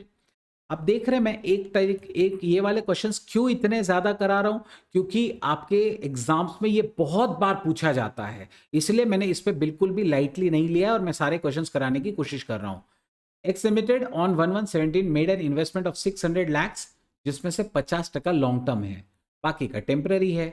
Realisable value of investment 200 lakhs है, as Y Limited lost a case of copyright from the given market conditions। ये जो reduction है वो temporary नहीं है, मतलब permanent है, तो फिर वो रिडक्शन आप रिकॉर्ड करोगे, 100% करना पड़ेगा। रिडक्शन टेम्पररी नहीं है तो परमानेंट रिडक्शन है, तो लॉन्ग टर्म भी कम करना पड़ेगा, और मार्केट रेट कम हो गया तो करंट तो ऐसे भी कम करना पड़ेगा, तो आपको लॉन्ग टर्म और करंट दोनों भी कम करने पड़ेंगे। उसने कहा है 600 में से आधा लॉन्ग टर्म है और आधा करंट है, तो और दोनों का भी रेट तो कम हुआ हुआ ही है, तो ऑब्वियस बात है परमानेंट डिक्लाइन है वहां पे, नॉट टेम्पररी। ठीक है, तो परमानेंट डिक्लाइन है तो लॉन्ग टर्म भी घटाना पड़ेगा और करंट तो ऑटोमेटिक घट जाएगा क्योंकि lower of cost and fair value. ठीक है, तो दोनों में भी आपको नुकसान बुक करना ही पड़ेगा। ठीक है, चलो तो इसकी एंट्रीज क्या होंगी, एकदम सिंपल है। फाइनेंशियल स्टेटमेंट्स में से कैसे रिकॉर्ड करोगे, सो ऑब्वियस बात है you will have to make a provision, profit and loss account debit to provision for diminution in value of investments. ऐसी एक हम प्रोविजन बना लेंगे, या हम इन्वेस्टमेंट अकाउंट को भी डायरेक्ट क्रेडिट करें तो भी चलता है। हम इन्वेस्टमेंट अकाउंट को भी क्रेडिट कर सकते हैं या हम प्रोविजन अकाउंट बोल के उसको अलग से रख सकते हैं, दोनों भी चलता है, इस बात को ध्यान में रखिए। टोटल हमारा नुकसान 400 क्या बोलते हैं कितना हो रहा है 600 का, अब वो 200 लाख हो चुका है, तो 400 का हम पूरा प्रोविजन कर लेंगे। No doubt long term short term दोनों अलग है, लेकिन दोनों पे भी लॉस तो बुक करना ही है, दोनों भी P&L ही जाने वाला है। इसलिए आप चाहें तो इसका दो अलग अलग एंट्रीज भी बना सकते हो, लॉन्ग टर्म की एंट्री अलग, शॉर्ट टर्म की एंट्री अलग। ठीक है, 200 लॉन्ग टर्म का 200 शॉर्ट टर्म का, ऐसे दो एंट्रीज कर सकते हो, लेकिन जाना दोनों भी P&L में है तो कोई प्रॉब्लम नहीं है। इन्वेस्टमेंट प्रॉपर्टीज की बात करते हैं। इन्वेस्टमेंट प्रॉपर्टी का मतलब वो लैंड एंड बिल्डिंग जो आप लोग लेते हैं इन्वेस्टमेंट के लिए, बराबर ना, वो लैंड एंड बिल्डिंग जो आप इन्वेस्टमेंट के लिए लेते हैं, उसे कहा गया है कि आपको AS 10 के हिसाब से अकाउंट फॉर करना है। AS 10 जो PPE का है वो ये कहता है कि आपको इन्वेस्टमेंट प्रॉपर्टीज को कॉस्ट मॉडल के हिसाब से रखना पड़ता है। किसके हिसाब से, कॉस्ट मॉडल के हिसाब से बेटा आपको रखना पड़ता है। कॉस्ट मॉडल ये कहता है कि आप हमेशा उसे कॉस्ट पे लेस डेप्रिसिएशन रखोगे, आप उसका कभी रिवैल्यूएशन नहीं करते। ठीक है, कॉस्ट मॉडल पे रखा जाएगा, तो आपको इन्वेस्टमेंट प्रॉपर्टीज का भी डेप्रिसिएशन क्लेम करना है। डिस्पोजल या सेल ऑफ इन्वेस्टमेंट्स, जब भी आप इन्वेस्टमेंट्स बेच रहे होते हैं तो आपके हाथ में जो नेट प्रोसीड्स आता है, नेट जो बेच के पैसा मिलता है, उसमें से कैरिंग अमाउंट आप कम कर लीजिए। ठीक है ना, नेट जो बेच के जो पैसा आता है उसमें से कैरिंग अमाउंट आप कम कर लीजिए और आपको प्रॉफिट लॉस मिल जाएगा। प्रॉफिट लॉस कहां जाएगा, P&L चला जाएगा। तो selling expenses, sale proceeds less carrying amount आपको क्या दे देगा, P&L। अब प्रॉब्लम यह है पूरे बेच दो तो पूरा अमाउंट अपन सेल्स में से कम कर लेंगे, लेकिन अगर आधा अधूरा बेचा तो 1000 शेयर थे 300 ही शेयर बेचे तो आप क्या करोगे, आपके जितने भी शेयर्स थे उसका एवरेज करोगे कि भाई एवरेज एक शेयर का कितना हुआ, एवरेज कैरिंग अमाउंट के बेसिस के ऊपर अपन कैरिंग अमाउंट निकालेंगे और फिर प्रॉफिट लॉस कैलकुलेट करेंगे, लिफो फीफो सब नहीं करेंगे। ठीक है, लेकिन फिर भी हमारे डिबेंचर्स के क्वेश्चंस कुछ दिए हुए हैं जिसमें लिफो फीफो करते हैं। अब यहां पे एक सवाल दिया हुआ है, एक्स लिमिटेड ने कुछ ऐसे इन्वेस्टमेंट किए थे, 8 अगस्त को परचेस किया था 3 लाख पे, उसके बाद 16 सितंबर को बेटा उसने परचेस किया हुआ था, यस 16 सितंबर को बेटा उसने परचेस किया हुआ था। कितना परचेस किया उसने परचेस किया था 2200 1,16,000 में, बराबर है। उसके बाद उसने सेल किया 1200 1 लाख में, फिर बोनस शेयर हुआ, फिर और सेल किया। तो आपको profit loss on sale of investment निकालना है। किस तरीके से करते हैं वो आपको समझा देता हूं। सबसे पहले तो आपको वर्किंग नोट्स बनानी होंगी। वर्किंग नोट कुछ इस तरीके से होगी, सेल कंसिडरेशन में से एवरेज कैरिंग अमाउंट आप हटाओ तो profit loss on sale of investment मिलेगा। आपने सबसे पहले कब बेचा, 2 अक्टूबर को।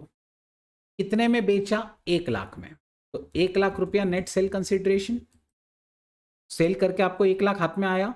उस दिन एवरेज कैरिंग अमाउंट क्या थी, उस दिन हमारे पास कितने शेयर थे, उस दिन जिस दिन ये हुआ उस दिन हमारे पास में शेयर्स थे 5200 और हमने बेचे 1200।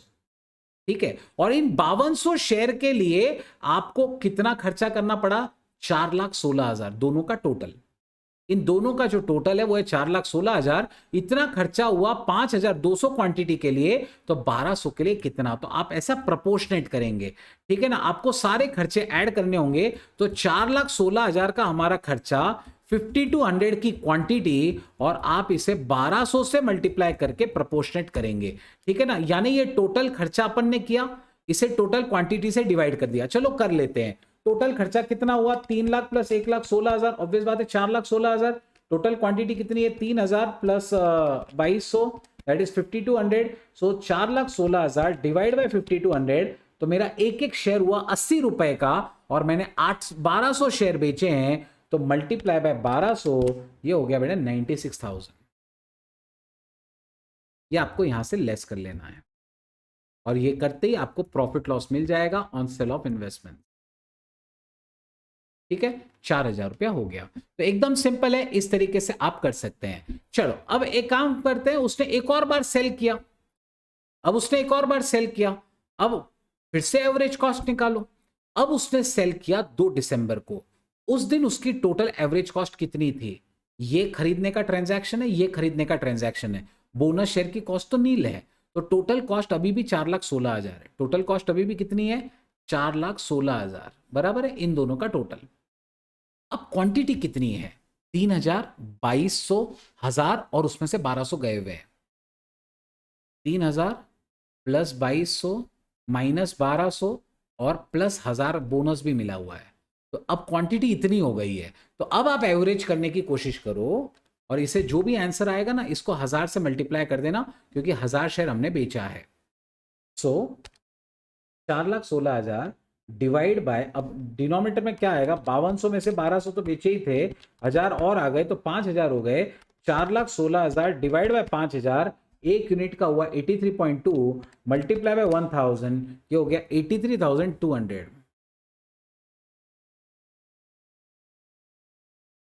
और हमने बेचा कितने में इसको?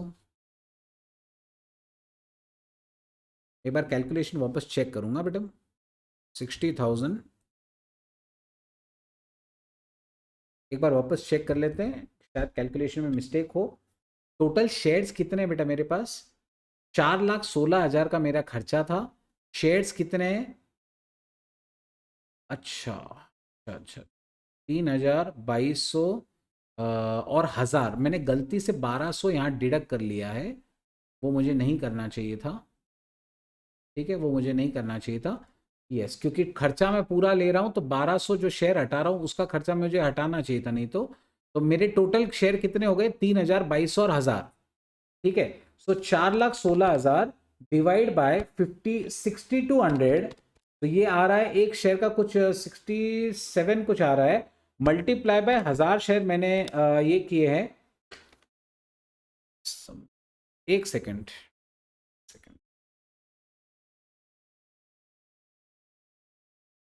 मेरा कैरिंग अमाउंट बचा कितना है? एक्चुअली वो क्या है, वो हटा है वही। अच्छा, कैरिंग अमाउंट लेफ्ट कितना होगा? कॉस्ट थी 4,16,000, कॉस्ट कितनी थी? 4,16,000। ठीक है, कितने शेयर्स के लिए? फॉर 5,200 शेयर्स, बराबर है, फॉर 5,200 शेयर्स। नेक्स्ट, इसके बाद में cost for 5,200 shares 4,16,000 less cost for 1,200 share जो हमने बेच दिए, जो कि 96,000 था। तो मेरी कॉस्ट कितनी बाकी थी? 3,20,000। Cost for remaining shares 3,20,000। ठीक है, इतनी मेरी कॉस्ट बाकी थी। एड बोनस शेयर्स रिसीव्ड, उसका कॉस्ट कितना है? उसका कॉस्ट है 0, लेकिन अब टोटल शेयर्स कितने हो गए? उसका कॉस्ट बिल्कुल 0 है, बराबर है। तो अभी हमारा खर्चा तो इतना है, लेकिन अब मेरे पास टोटल शेयर कितने हो गए? अब मेरे पास 5,200 में से मैंने 1,200 बेचे थे, तो ये 4,000 का ऊपर का खर्चा था, और 1,000 मेरे पास और आ गया, तो ये 5,000 शेयर का अब खर्चा है।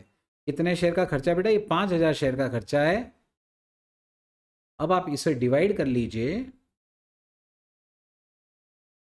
तो कॉस्ट पर शेयर मिल जाएगा। प्रॉपर आ रहा है बेटा आंसर, कॉस्ट पर शेयर 64। और ऐसे मेरे पास कितने शेयर्स हैं? ऐसे 1,000 शेयर मैंने बेचे हैं, तो 64 इंटू 1,000, 64 इंटू 1,000, सो 64,000 मेरा एवरेज कैरिंग अमाउंट। जब मैं कम करूंगा तो ये हो जाएगा बेटा -4,000। ठीक है, तो हुआ क्या, मैं आपको वापस समझा देता हूं। 5,200 शेयर थे मेरे पास, 5,200 शेयर में से मैंने क्या किया था बेटा, 5200 शेयर के अंदर से 1000 शेयर बेच दिए, 1200 शेयर बेच दिए थे। तो मैंने 5200 शेयर में से 1200 शेयर की कॉस्ट हटा दी, तो मेरे पास कॉस्ट ऑफ रिमेनिंग 4000 शेयर्स आ गया। समझ रहे हो, बचे हुए 4000 शेयर का मुझे कॉस्ट मिल गया। और फिर बोनस शेयर्स मैंने ऐड कर दिए, बोनस शेयर का कॉस्ट 0 है, तो कॉस्ट तो 4 3 20 की 3 20 रही, लेकिन नंबर ऑफ शेयर कितने हो गए, 4000 में 1000 शेयर बोनस, 4000 शेयर्स में 1000 शेयर बोनस, तो टोटल शेयर्स कितने हो गए, 5000 शेयर हो गए मेरे पास। टोटल शेयर हो गए 5000, 4000 बाकी थे और 1000 ये, तो 5000 शेयर है और कैरिंग अमाउंट मेरा 320 चालू है, तो डिवाइड करके 64 आ जाता है।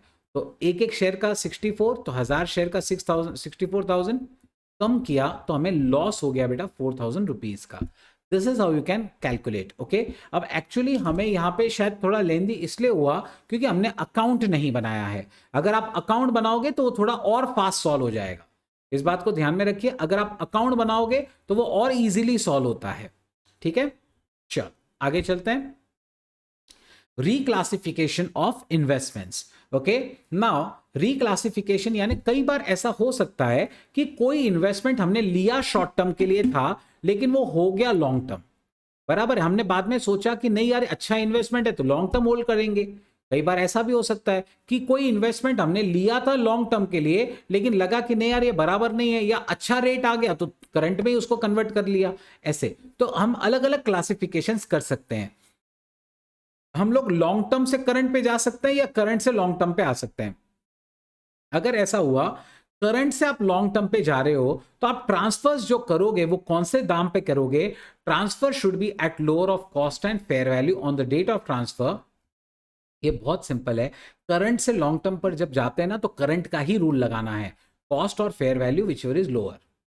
ठीक है, करंट से लॉन्ग टर्म पे जा रहे हो ना, कॉस्ट और fair value whichever is lower. लेकिन लॉन्ग टर्म से करंट पे आ रहे हो तो लॉन्ग टर्म तो कॉस्ट पे ही होते हैं, तो cost and carrying amount whichever is lower. ठीक है, सो करंट से लॉन्ग टर्म कॉस्ट और fair value whichever is lower, long term से करंट तो लॉन्ग टर्म तो कॉस्ट पे होता है, तो कॉस्ट और carrying amount whichever is lower. इसमें फेयर वैल्यू बस नहीं लेते, लॉन्ग टर्म से आप करंट पे जा रहे हैं तो। दिस इज इंपॉर्टेंट, इस पे भी बहुत एग्जांपल्स आ चुके हैं ऑलरेडी एग्जाम्स में। मैंने भी यहां पर क्या किया हुआ है, मैंने भी यहां पर एक क्वेश्चन आपके लिए रखा है जिससे आप ये आराम से डिसाइड कर सकते हैं। ABC Limited wants to reclassify its investment in accordance with AS 13. Decide and state the amount of transfer based on the following information. A portion of current investments purchased for 20 lakh classified to be reclassified as long term. Current से long term, current से long term, तो फिर क्या, अब current से long term बोला तो cost और fair value whichever is lower. याद रखना, करंट से लॉन्ग टर्म कॉस्ट और fair value whichever is lower. ठीक है, तो फेयर वैल्यू उसने दिया 25 लाख, कॉस्ट है 20 लाख, तो 20 लाख पे ही कन्वर्ट होगा। ठीक है, 20 लाख पे ही ट्रांसफर होगा।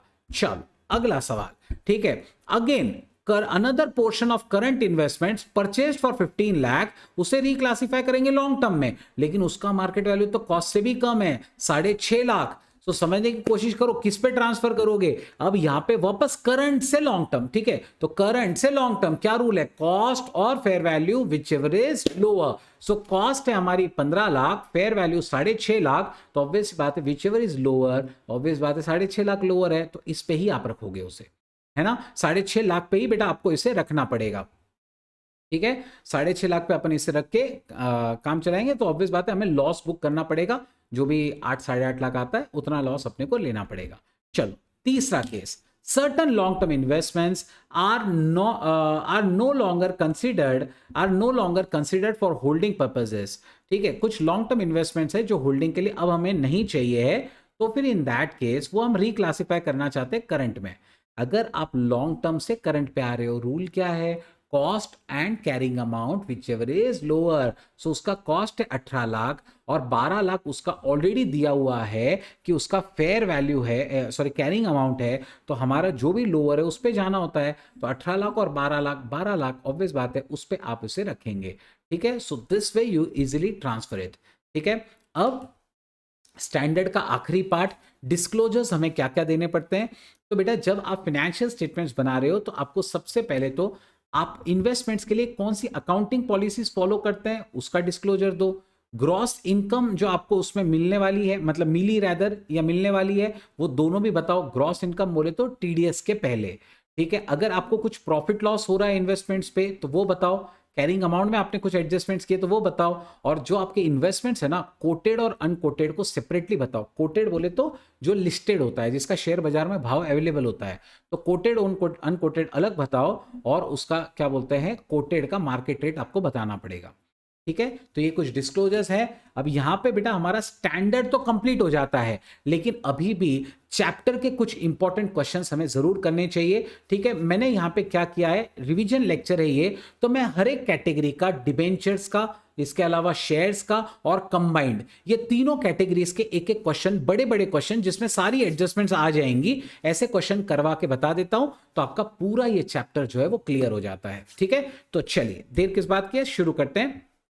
ठीक है, अब हम लोग वेरिएबल फिक्स्ड इनकम इंस्ट्रूमेंट्स जो है वो स्टार्ट करने जा रहे हैं। फिक्स्ड इंस्ट्रूमेंट्स के जो रूल्स हैं, पहले वो रूल्स को एक बार जरा सा देख लीजिए अच्छे से।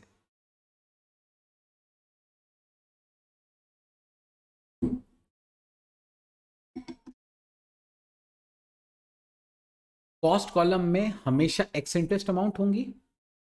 डेबिट और क्रेडिट बैंक में हमेशा कम इंटरेस्ट से होगा। नंबर ऑफ मंथ्स डेज जो आप इंटरेस्ट के लिए निकालते हैं वो कैसे निकाला जाएगा, जिस दिन का आपका ट्रांजैक्शन है उसमें से लास्ट इंटरेस्ट पेमेंट डेट हटा दो। इंटरेस्ट और डिविडेंड हमेशा फेस वैल्यूज पे होंगे। और याद रखना ब्रोकरेज जो होती है ना, अगर आप इन्वेस्टमेंट खरीद रहे हो तो ब्रोकरेज ऐड होती है, और इन्वेस्टमेंट बेच रहे हो तो ब्रोकरेज लेस होती है। ये एक समरी है ऑफ ऑल द रूल्स। चलो let's start with question number 15। The question is mister Purohit. Mr. Purohit furnishes the following details relating to his holding on 8% debentures, 100 each of P Limited held as current assets. Opening balance is given, nominal value cost, 1st July, 100 debentures purchased X interest 98, 1st October sold 200 debentures X interest at 100, 1st Jan purchased 50 debentures 98 X interest, 1st Feb sold 200 debentures X interest at 99. Due dates है क्या बोलते हैं, due dates आपको दी गई है 30 सितंबर और 31 मार्च। मेरा आपको एक सजेशन होगा, या तो बेटा आप एक टाइमलाइन बना लो जिसमें ये सारे ट्रांजैक्शंस टाइम के हिसाब से हो, या आप एक और चीज करो कि आप है ना, अब जैसे ये क्रोनोलॉजिकली है ना, इसके बीच में ये ड्यू डेट्स डाल दो कि भाई इस दिन इंटरेस्ट का पेमेंट लेना है। अब 30 सितंबर ऑब्वियस सी बात है 1 जुलाई के बाद में आएगा, यहां डाल दीजिए, ताकि आप जब क्वेश्चन लिख पढ़ोगे ना तो आपको याद होना चाहिए कि यहां पे अपने को पहले इंटरेस्ट का एंट्री करना पड़ेगा, यहां इंटरेस्ट का एंट्री करना होगा। वैसे ही 31 मार्च इंटरेस्ट का एंट्री करना है, इसे भूलना नहीं है बेटा, इसे भूलना नहीं है, इस बात को ध्यान में रखिए। उसी टेबल में कर लेना, आपके हाथ में क्वेश्चन पेपर आया उसी में कर लेना तुरंत के तुरंत। और फिर आपको ब्रोकरेज बोला है 1% फॉर ईच ट्रांजैक्शन। ओके, तो आपके जितने ट्रांजैक्शन है सब में +1% करो, इधर ही लिख दो ताकि आप ब्रोकरेज लेना ना भूलो। नहीं तो होता क्या है, कई सारे क्वेश्चंस हम लोग कर लेते हैं और लास्ट में पढ़ते ब्रोकरेज लेना था तो पूरा ब्लैंक हो जाते हैं। Show investment account as it would appear in the books, assume FIFO method, market rate है उसका 99 रुपीज। चलो अब इसको हम लोग सॉल्व करते हैं। सबसे पहले इसके लिए हमें एक फॉर्मेट की जरूरत होगी। फॉर्मेट आप देख सकते हैं मैंने आपके लिए बिल्कुल रेडी रखा हुआ है यहाँ पे। ठीक है, as I have already told you, your time is very important, I will not waste time in making the formats and all that, वो सब मैंने ऑलरेडी रेडी रखा है आपके लिए। Investment in 8% debentures of P limited, investment in debentures of P Limited, investment in 8% debentures of P Limited. ठीक है, date, particulars, nominal value, interest cost वगैरह, आप नॉमिनल वैल्यू की जगह नंबर ऑफ डिबेंचर्स का कॉलम भी बना सकते हैं। चलो 1 April 20x1, 1 April 20x1 to balance brought down,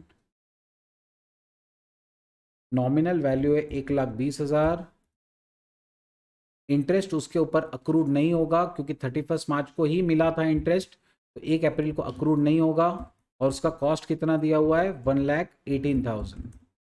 आगे 1 जुलाई को हमने 100 डिबेंचर और खरीदे, 1 जुलाई x1 टू बैंक अकाउंट हमने और डिबेंचर्स खरीदे हैं, तो डिबेंचर्स ऐड हो जाएगा, डेबिट हो जाएगा टू बैंक अकाउंट, कितने खरीदे, 100 खरीदे, हर एक का फेस वैल्यू 100 रुपए है, तो 10,000 हो जाएगा।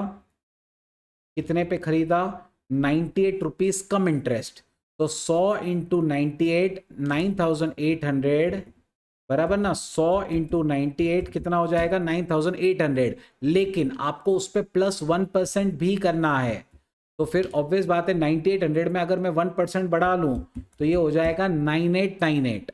9,800 पे 1% बढ़ा लो, 9,898। लेकिन अभी भी इंटरेस्ट बाकी है। इंटरेस्ट कितने महीने का लेने का, मैंने आपसे कहा था ट्रांजैक्शन की डेट से लास्ट इंटरेस्ट जब पे हुआ था। अभी डेट है 1 जुलाई, 1 जुलाई के पहले ब्याज कब दिया गया होगा, तो 31 मार्च आई होगी उसके पहले, तो 3 महीने का ब्याज उस पर आ चुका है। फेस वैल्यू पे कभी भी 3 महीने का ब्याज लेने का, 10,000 का 8%, उसका 3 महीने का इंटू 3/12 किया तो 200 रुपए का इंटरेस्ट। बेटा ये सब आप वर्किंग नोट्स बना के कर सकते हैं, याद रखिएगा, नहीं तो आप इधर भी करो, कोई दिक्कत नहीं है, ठीक है।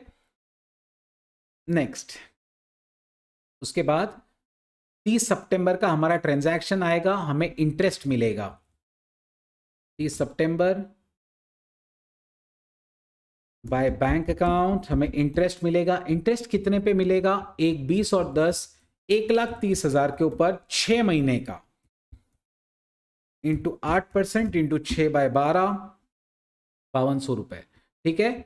8% इंटू क्या बोलते हैं आधे साल का, 5,200 रुपए। 1 अक्टूबर हमने कुछ डिबेंचर बेचे हैं, 1 अक्टूबर X1 बाय बैंक अकाउंट हमने कितना बेचा, पहले इन्फो डाल देते हैं, 200 डिबेंचर, नॉमिनल वैल्यू वो कह रहा है 200 डिबेंचर, सो 200 इंटू 100, सॉरी 20,000 उसका नॉमिनल वैल्यू। कॉस्ट कितनी हो जाएगी उसकी, उसकी कॉस्ट हो जाएगी बेटा, हमने कितने में बेचा है, हम लोगों ने 200 डिबेंचर 100 रुपए पे बेचा, यानी हमने 20,000 में बेचा। लेकिन हम जब बेचते हैं तो हमें दलाली देनी पड़ती है, तो दलाली इस केस में कम हो जाती है, मतलब दलाली कम हो जाती है, यानी ब्रोकरेज अपनी जेब से जाएगा। तो 100 रुपए में हमने बेचा, हमें 20,000 मिला, उसमें से हमने 200 रुपया दलाली दे दी, तो अपने पास कितने बचे, 19,800 बचे। अपने पास कितने बचे, 19,800 रुपए बचे। इंटरेस्ट कितना हुआ बेटा, हमारे लास्ट इंटरेस्ट के अगले दिन ही अपन ने बेचा है, तो इंटरेस्ट तो अपना 1 भी रुपया उस पर अभी तक अक्रूड नहीं है, ठीक है। अब जब आप डिबेंचर्स बेचते हैं तो आपको प्रॉफिट लॉस निकालना होता है, और प्रॉफिट लॉस के लिए अपने को 3 चीजें लगती हैं, ठीक है। सेल कंसिडरेशन, उसका कॉस्ट या एवरेज कैरिंग अमाउंट जो भी है, ठीक है, और आपको प्रॉफिट लॉस मिलेगा, ये 3 चीजें अपने को लगती है। तो चलो एक एक करके मैं ले लेता हूं। सेल कितने पे किया, सेल हमने किया 19,800 पे, बराबर ना, सेल 19,800 पे किया, ये यहां पे दिख रहा है ब्रोकरेज काट के, याद रखिएगा ब्रोकरेज काट के। कॉस्ट कितनी थी उसकी, उसकी कॉस्ट अब आपको निकालनी है। उसने कहा था फीफो फॉलो करो, मतलब जो आपने सबसे पहले लिया था, ये जो 1,20,000 के नॉमिनल वैल्यू के थे, उसी में से 20,000 बेचा होगा। तो आप समझ लो 1,20,000 का अगर 1/18 है तो 20,000 का कितना, प्रपोर्शनेट अपने को करना पड़ेगा। बिल्कुल वैसे ही अपन प्रपोर्शनेट करेंगे, कैसे करना बेटा, मैं यहां पे आपको लिख के दे रहा हूं। 1,20,000 का अगर 1,18,000 कॉस्ट है तो 20,000 का कितना, बेसिकली डिवाइड बाय 6, तो 1,18,000 को भी डिवाइड बाय 6 कर दो तो आपको आंसर आ जाएगा कि कॉस्ट कितना है। 1,18,000 डिवाइड बाय 6 कर लीजिए, आंसर आ जाएगा, उसका कॉस्ट है 19,667। तो ऑब्वियस सी बात है दिस माइनस दिस, हमारा प्रॉफिट कितना आ रहा है, सॉरी दिस माइनस दिस, हमारा प्रॉफिट आ रहा है 133 रुपए। So to P&L account, cost column में लिखने का 133 रुपए, ठीक है। This is how you solve this, मतलब एक वर्किंग नोट बना लो प्रॉफिट लॉस की और खत्म करो, ठीक है। कैसे किया हमने, प्रपोर्शनेट कर लिया, 1,20,000 का खर्चा अगर 180 है तो बताओ 20,000 का कितना, ऐसे वैसा उसने हमने उसका कॉस्ट निकाला, और कॉस्ट निकालने के बाद में हमने प्रॉफिट लॉस कैलकुलेट कर लिया, ठीक है।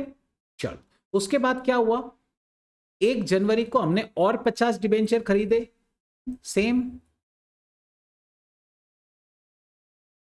1 जनवरी को, ये डेट तो है 1 अक्टूबर,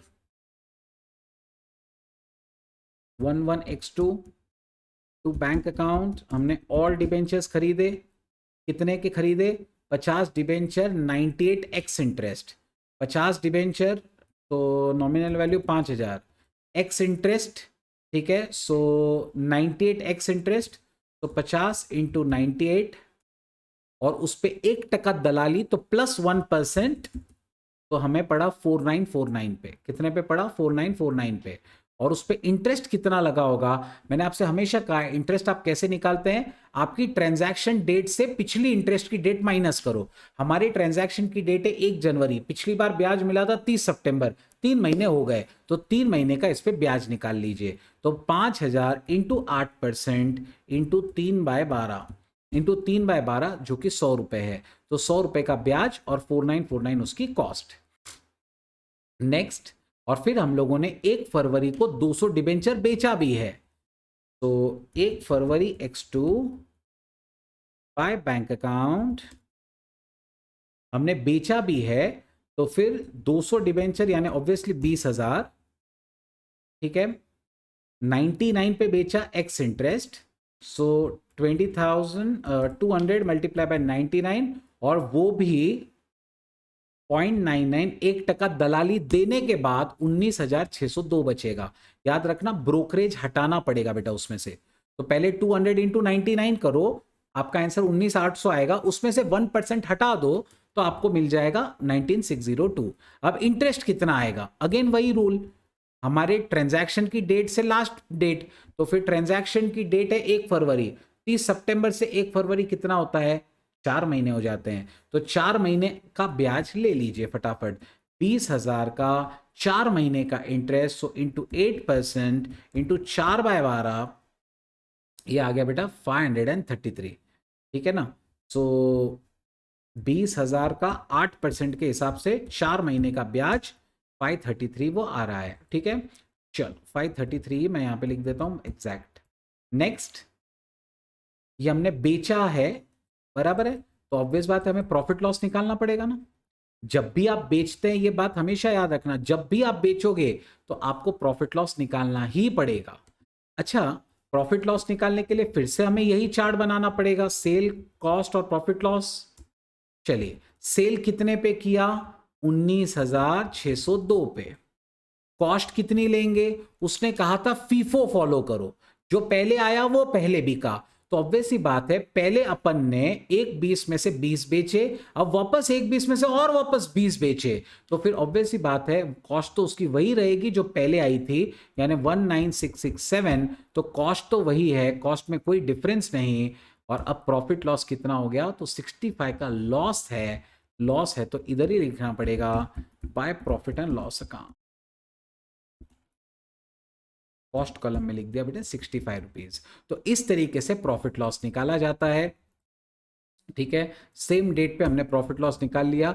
याद रखना ये उसी इन्वेस्टमेंट में से था, ये 1/20 की नॉमिनल वैल्यू फीफो जा रही है ना, यही ओपनिंग बैलेंस है, तो पहले ये 20 गया 1 लाख बचा, फिर ये 20 गया, अब 80,000 बचा, ऐसा। तो कॉस्ट उसकी सेम ही होगी 20-20 हजार की, ठीक है। सेल प्राइस हमने ले लिया और फिर कंपेयर करके प्रॉफिट लॉस निकाल लिया। और बस अभी क्या बाकी है? तो मार्केट रेट है उसका कितना? 99 कहा उसने। हम लोग एक काम करते हैं, पहले इसे बैलेंस करने की कोशिश करेंगे, और उसके पहले हमें 31 मार्च की इंटरेस्ट की एंट्री जरूर ले लेनी चाहिए। तो 31 मार्च को हमें इंटरेस्ट जरूर मिला होगा। 31 मार्च x2 इंटरेस्ट कितना मिला होगा बाय बैंक अकाउंट? इंटरेस्ट कितना मिलेगा बेटा? हमें कितने डिबेंचर्स है अपने पास? 1/35 में से 40,000 गए, 1/35 में से 40,000 गए, यानी 135 minus 40 I guess 95। 135 minus 40, 135 minus 40 कितना होता है यार? 95 होता है, बराबर है। सो 95,000 के ऊपर 8% के हिसाब से 6 महीने का ब्याज यानी 3800 रुपया हमें मिलेगा। कितना मिलेगा? 3800 रुपया मिलेगा। और अब हम इसका बैलेंसिंग करते हैं। 31 March x2 by balance carry down, मैं ना वर्किंग बेटा इधर ही कर रहा हूं, ठीक है। तो सबसे पहले तो 95,000 का ये बाकी है, इसके बाद में P&L अकाउंट में जो जाना है वो तो अलग से जाएगा ही, वो यहां से जाएगा। और इसको देखो, मैंने क्या किया, कॉस्ट कॉलम की बैलेंसिंग कर ली, तो मेरा आ रहा है कॉस्ट 93,513। कॉस्ट कितना आ रहा है? 93,513। समझने की कोशिश करिए, कॉस्ट आ रहा है बेटा 93,513। So this divide by 950 debentures, तो एक एक आ रहा है 98.43 का, एक एक आ रहा है 98.43 का, और मार्केट रेट है 99। तो हमारा रूल है कॉस्ट और NRV which ever is lower. हमारा रूल क्या है? कॉस्ट और NRV which ever is lower. तो अपन ऑब्वियस सी बात है, कॉस्ट कम है तो कॉस्ट पे ही रखेंगे उसे, एनआरवी पे नहीं ले जाएंगे। ठीक है, अगर एनआरवी कम होती थी ना बेटा यहाँ पे, अगर ये 98 होती, 97 होती, तो फिर मैं यहाँ पे 98 97 पे ही रखता था। ठीक है, कॉस्ट अगर कम हुई तो कॉस्ट पे रखो, एनआरवी कम हुई तो एनआरवी पे रखना पड़ेगा। मेरी कॉस्ट कम आ रही है तो मैं कॉस्ट पे ही रख रहा हूं, और फिर इधर बैलेंस करके to P and L account डाल दो, to profit and loss account. Interest column को बैलेंस कर लीजिए, 9533 माइनस दिस 300 गिव्स यू 9233। ठीक है, तो ये हमारा पूरा बैलेंसिंग कंप्लीट हो गया। ठीक है, आई होप आप पूरा एग्जाम्पल जो है अच्छे से समझ चुके हैं। एकदम सिंपल ये क्वेश्चंस होते हैं, सिर्फ आपको एक्स इंटरेस्ट कम इंटरेस्ट में थोड़ा सा ध्यान रखना होता है। इसके अलावा कॉस्ट कॉलम में हमेशा एक्स इंटरेस्ट जाता है। इसके अलावा आप क्या ध्यान रखेंगे, जब भी आप माल बेचते हैं प्रॉफिट लॉस तुरंत निकालना है। ब्रोकरेज जब आप खरीदते हैं तो ऐड होती है, जब आप माल बेचते हो तो लेस हो जाती है। ठीक है, ईयर एंड का वैल्यूएशन ऐसे तो एवरेज कॉस्ट पे होना चाहिए, लेकिन अगर क्वेश्चन कहे आपको फीफो तो आपको फीफो ही करना पड़ेगा। तो ये सब आपको पता होना चाहिए। ठीक है, this how we have solve the entire problem. इसमें मैंने एक और चीज आपको बताई कि जैसे इंटरेस्ट की डेट्स दी थी ना, आपके चार्ट में उसको बीच में डाल दो ताकि कंफ्यूजन ना हो बाद में। चलो, ये हो गया बेटा वेरिएबल, ये हो गया फिक्स्ड इंस्ट्रूमेंट्स का। अब हम लोग एक वेरिएबल का क्वेश्चन करते हैं। ठीक है, अब हम लोग एक वेरिएबल इनकम बेस्ड क्वेश्चन करते हैं, यानी इक्विटी शेयर्स का क्वेश्चन। तो मैंने एक क्वेश्चन यहां पे रखा है 16 नंबर का क्वेश्चन। चलिए, in the books of mister Krishnamurthy,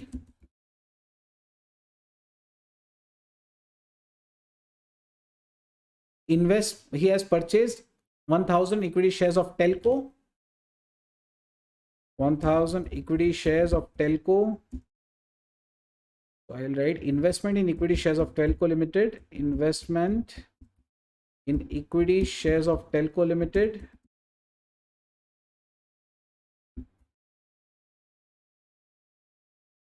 यहां पे आप देख सकते हैं नंबर ऑफ शेयर्स और डिविडेंड का कॉलम मैंने बनाया हुआ है। Mr. Krishnamurthy purchased 1000 equity shares of 100 each in Telco Limited at 120 each from a broker who charged 2% brokerage. He incurred 50 paisa per rupee 100 as cost of share transfer stamps. On 31st Jan 20x2, bonus was declared in the ratio 1:2. Before and after the record date of bonus shares, the shares were quoted at 175 per share and 90 per share respectively. On 31st March 20x2, Mr. Krishnamurthy sold the bonus shares to the broker who charged 2% brokerage. Show the investment account in the books of Krishnamurthy who held the shares as current assets, and closing value of investment shall be cost or market value whichever is lower. चलो, तो हम लोगों ने पहले तो 1000 share खरीदे, date 14x1 to bank account. Shares कितने खरीदे? 1000 शेयर खरीदे, डिविडेंड कुछ होता नहीं। कॉस्ट कितना आएगा? सबसे पहले उससे 120 में खरीदा गया, 1000 शेयर को 120 में। मैं इसका वर्किंग यहाँ पे दिखा रहा हूँ आपको, वर्किंग बेटा मैं यहाँ पे दिखा रहा हूँ आपको। बेसिक कॉस्ट कितना है? 1000 मल्टीप्लाई बाय 120 यानी 1,20,000। उसमें क्या ऐड करना है? ब्रोकरेज 2% बोला है, ब्रोकरेज 2%, तो इसका 2% ब्रोकरेज लिया। उसने कहा 50 पैसा पर 100 as cost of transfer stamps. Okay, so share transfer stamps 50 paise पर 100, मतलब 1,20,000 को 100 से डिवाइड करो, पर 100 मल्टीप्लाई बाय 50 पैसा मल्टीप्लाई बाय 0.50, आंसर है 600 रुपए। ये बेटा उसकी कॉस्ट 1,23,000, ये है उसकी कॉस्ट। ठीक है, this is how you do this. Next, bonus 31 मार्च को डिक्लेयर हुआ इन द रेशियो 1:2। बोनस में अपने नंबर ऑफ शेयर खाली बढ़ जाते हैं, लेकिन तो बोनस शेयर्स उसकी कॉस्ट कुछ भी नहीं होती है। 1:2, सो 1000 के पीछे हमें 500 का बोनस मिला। 1:2, 2 के पीछे 1, जो भी दिया हुआ होता है ना बेटा उसके हिसाब से बोनस मिल जाता है। बोनस डेट के बाद उसका भाव गिर चुका है, कोई फर्क नहीं पड़ता। कृष्णमूर्ति ने बोनस शेयर्स बेचे 2% ब्रोकरेज के साथ बाय बैंक अकाउंट। कब बेचा उसने? 31 March X2 by bank account. उसने कितने शेयर्स बेचे? बोनस शेयर्स उसने बेचे 500। कितने पे बेचे? उसने रेट तो नहीं दिया, लेकिन ये जरूर कहा कि 2% ब्रोकरेज लगी। तो मार्केट रेट 90 रुपए चल रहा है तो 90 पे ही बेचा होगा, बराबर है। तो उसने 500 शेयर 90 पे बेचे और उसमें से 2% हटा दिया। 500 शेयर 90 पे यानी कितना हो गया? 45,000। उसका 2% आप हटा दीजिए, तो मैं इंटू सीधा 98% कर लेता हूं, तो मेरा आंसर आ जाता है 44,100। ठीक है ना? तो मैं 500 शेयर का 90 रुपए के हिसाब से 45,000 भाव लाया, फिर 2% हटा दिया मैंने ब्रोकरेज, तो 44,100 में मैंने बेचा। अब रूल क्या है कि जब भी आप इन्वेस्टमेंट बेचते हो तो आपको क्या करना चाहिए? तुरंत आपको उसका प्रॉफिट लॉस निकालना चाहिए। तो चलो प्रॉफिट लॉस निकाल लेता हूं।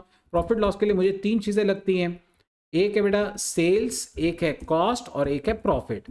सेल कितने पे हुआ वो तो मिल गया 44,100। सेल्स कितने पे हुआ? 44,100। कॉस्ट निकालनी पड़ेगी, सीधा हिसाब है। एवरेज कॉस्ट का फॉर्मूला लगाओ। देखो ये जो 1,23,000 की कॉस्ट है ना, ये अब 1500 शेयर की बन चुकी है, 1000 की नहीं, ये 1500 शेयर की बन चुकी है। तो आप क्या करोगे? मैं इसका वर्किंग आपको यहां पे ही समझा देता हूं। 1,23,000 को आप 1,23,000 को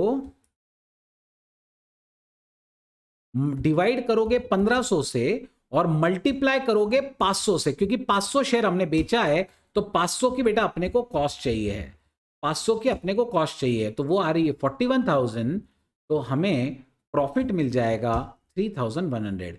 ठीक है, तो 1,23,000 को 1500 से डिवाइड किया, एक शेयर का मिलेगा, उसे मल्टीप्लाई कर दीजिए 500 रुपए से, तो आपका काम हो जाएगा। तो कॉस्ट हमें मिल गई 41,000 और फिर 3,100 का प्रॉफिट। तो मैं तुरंत ऑपोजिट साइड में, प्रॉफिट है तो डेबिट में लिखना पड़ता है, to profit and loss account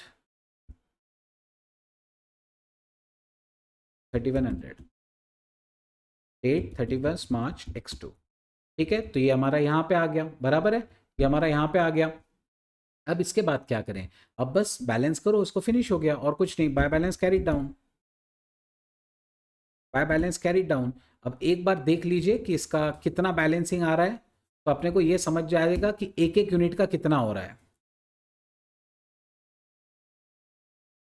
1000 shares 82,000 यानी 82 रुपीज, और मार्केट का रेट था 90 रुपए। रूल बोला है कॉस्ट और market value which is lower, क्योंकि करंट असेट है।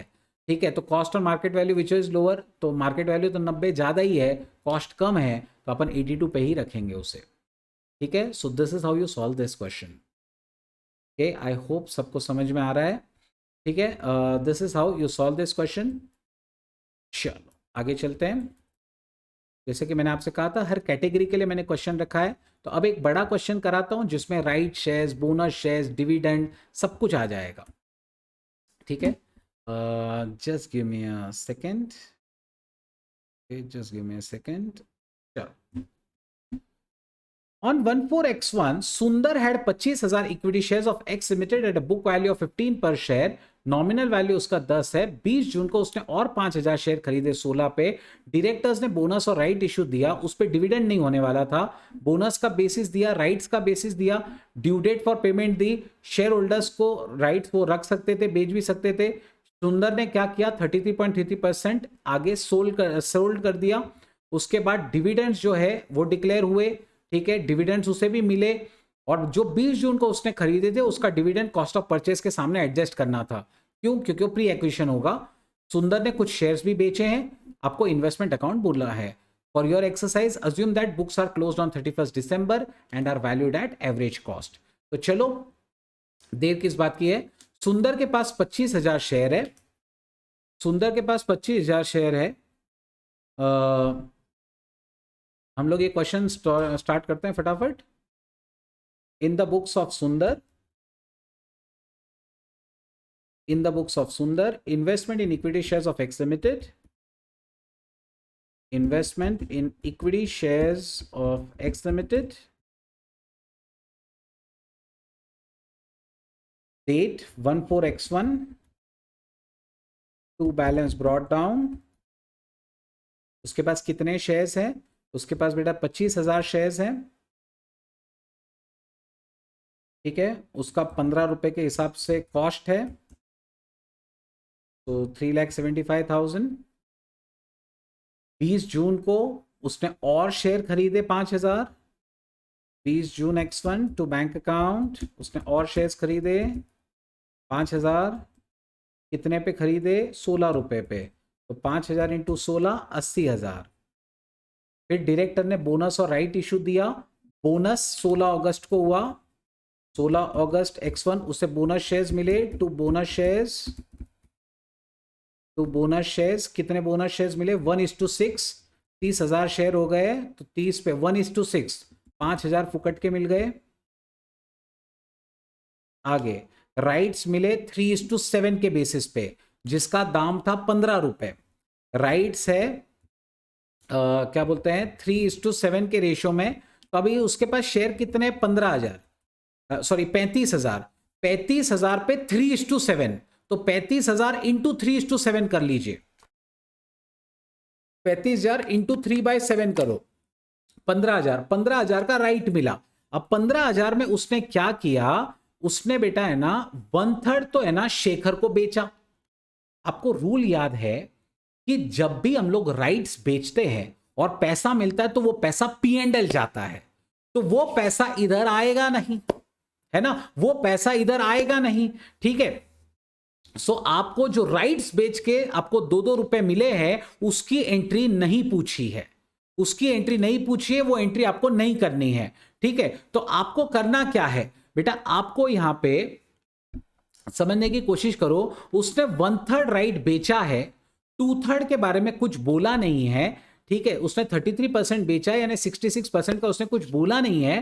तो हमें अज्यूम करना है यहां पे कि उसने बचा हुआ जो है वो सब्सक्राइब किया है। वैसे तो यहां पर कुछ बोला नहीं है, तो हम ये भी अज्यूम कर सकते हैं कि वो लैप्स हो गए, ठीक है। लेकिन मैं चाह रहा हूं कि आपका अप्रोच स्टडी मटेरियल के हिसाब से हो, तो इसीलिए मैं क्या कर रहा हूं यहां पे ऐसा अजम्पशन करने जा रहा हूं कि हम लोगों ने 2/3 सब्सक्राइब कर लिया, 1/3 बेच दिया, 2/3 सब्सक्राइब कर लिया 15 रुपए के हिसाब से, जिसकी डेट ऑफ पेमेंट थी 30 सितंबर। तो 30 सितंबर को अपने को शेयर मिला होगा। 30 सितंबर X1 हमने और पैसे भरे होंगे टू बैंक अकाउंट। हमने 15,000 में से 1/3 5,000 मार्केट में बेच दिए, 10,000 अपन ने खरीद लिए।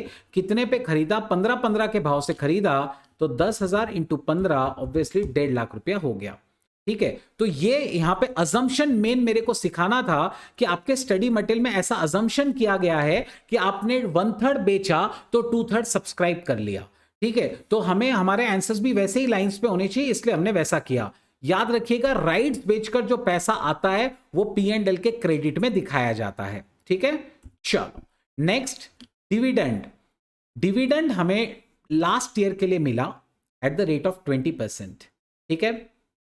वॉज रिसीव्ड बाय सुंदर ऑन 31 अक्टूबर। तो 31 अक्टूबर को हमें डिविडेंड मिला। 31 अक्टूबर X1 by bank account dividend हमें मिला। लेकिन याद रखना, डिविडेंड हमें 2 शेयर्स के ऊपर मिला, ये और ये। स्टूडेंट में पूछ सकते हैं कि सर बोनस और इस पे क्यों नहीं? बेटा क्वेश्चन में लिखा हुआ था कि बोनस और राइट्स के ऊपर डिविडेंड नहीं आएगा, ठीक है। सो आपको बोनस और राइट पे डिविडेंड नहीं लेना है, सिर्फ ये ऊपर के 2 पे लेना है। अब ये शेयर तो अपने पास लास्ट ईयर से थे, तो अगर इनके ऊपर पिछले साल का डिविडेंड मिलता है तो वो तो पोस्ट एक्विजिशन है, वो आपके P&L जाएगा। तो 25,000 शेयर के ऊपर आपको डिविडेंड मिल रहा है 20%। 20% यानी 10 रुपए की फेस वैल्यू का 20%, 2 रुपया। तो 25,000 इंटू 2 रुपए यानी पूरा 50,000 रुपया जो है वो P&L जाएगा। और जो बचे हुए ये 5,000 शेयर है जो हमने इस साल खरीदे, लेकिन हमें उसे उसका लास्ट ईयर का डिविडेंड मिल रहा है, तो वो डिविडेंड हमें क्या करना पड़ेगा, वो कॉस्ट ऑफ इन्वेस्टमेंट से कम करना पड़ेगा। यानी 5,000 इंटू 2, 10,000 रुपया हमें कॉस्ट ऑफ इन्वेस्टमेंट से कम करना है। 10,000 रुपया हमें कॉस्ट ऑफ इन्वेस्टमेंट से कम करना है। यही एक बहुत इंपॉर्टेंट पार्ट होता है यहां पे, कि जो हमने खरीद ओपनिंग का हमारे शेयर्स थे, ठीक है, उसके ऊपर का डिविडेंड P&L जाता है, वो डिविडेंड कॉलम में लेना, और जो करंट ईयर हमने शेयर्स खरीदे थे उस पे जो डिविडेंड मिलता है वो कॉस्ट कॉलम से हटाया जाता है, क्योंकि वो रूल है प्री एक्विजिशन प्रॉफिट से बांटा गया डिविडेंड कॉस्ट ऑफ इन्वेस्टमेंट से कम होना चाहिए, तो इसलिए वो हम यहां से कम कर लेते हैं। ठीक है, तो ये मेन सिखाना था मेरे को, और हर क्वेश्चन जो एग्जाम में आता है ना वो यही पैटर्न का होता है मोर और लेस। नेक्स्ट, इसके बाद उसने क्या कहा, उसने भी वही कहा था कि जो डिविडेंड 20 जून वाले शेयर पे मिला वो कॉस्ट ऑफ परचेज के सामने एडजस्ट करो। 15 नवंबर को उसने 25,000 शेयर 5 रुपए प्रीमियम पे बेचे हैं, तो 15 नवंबर,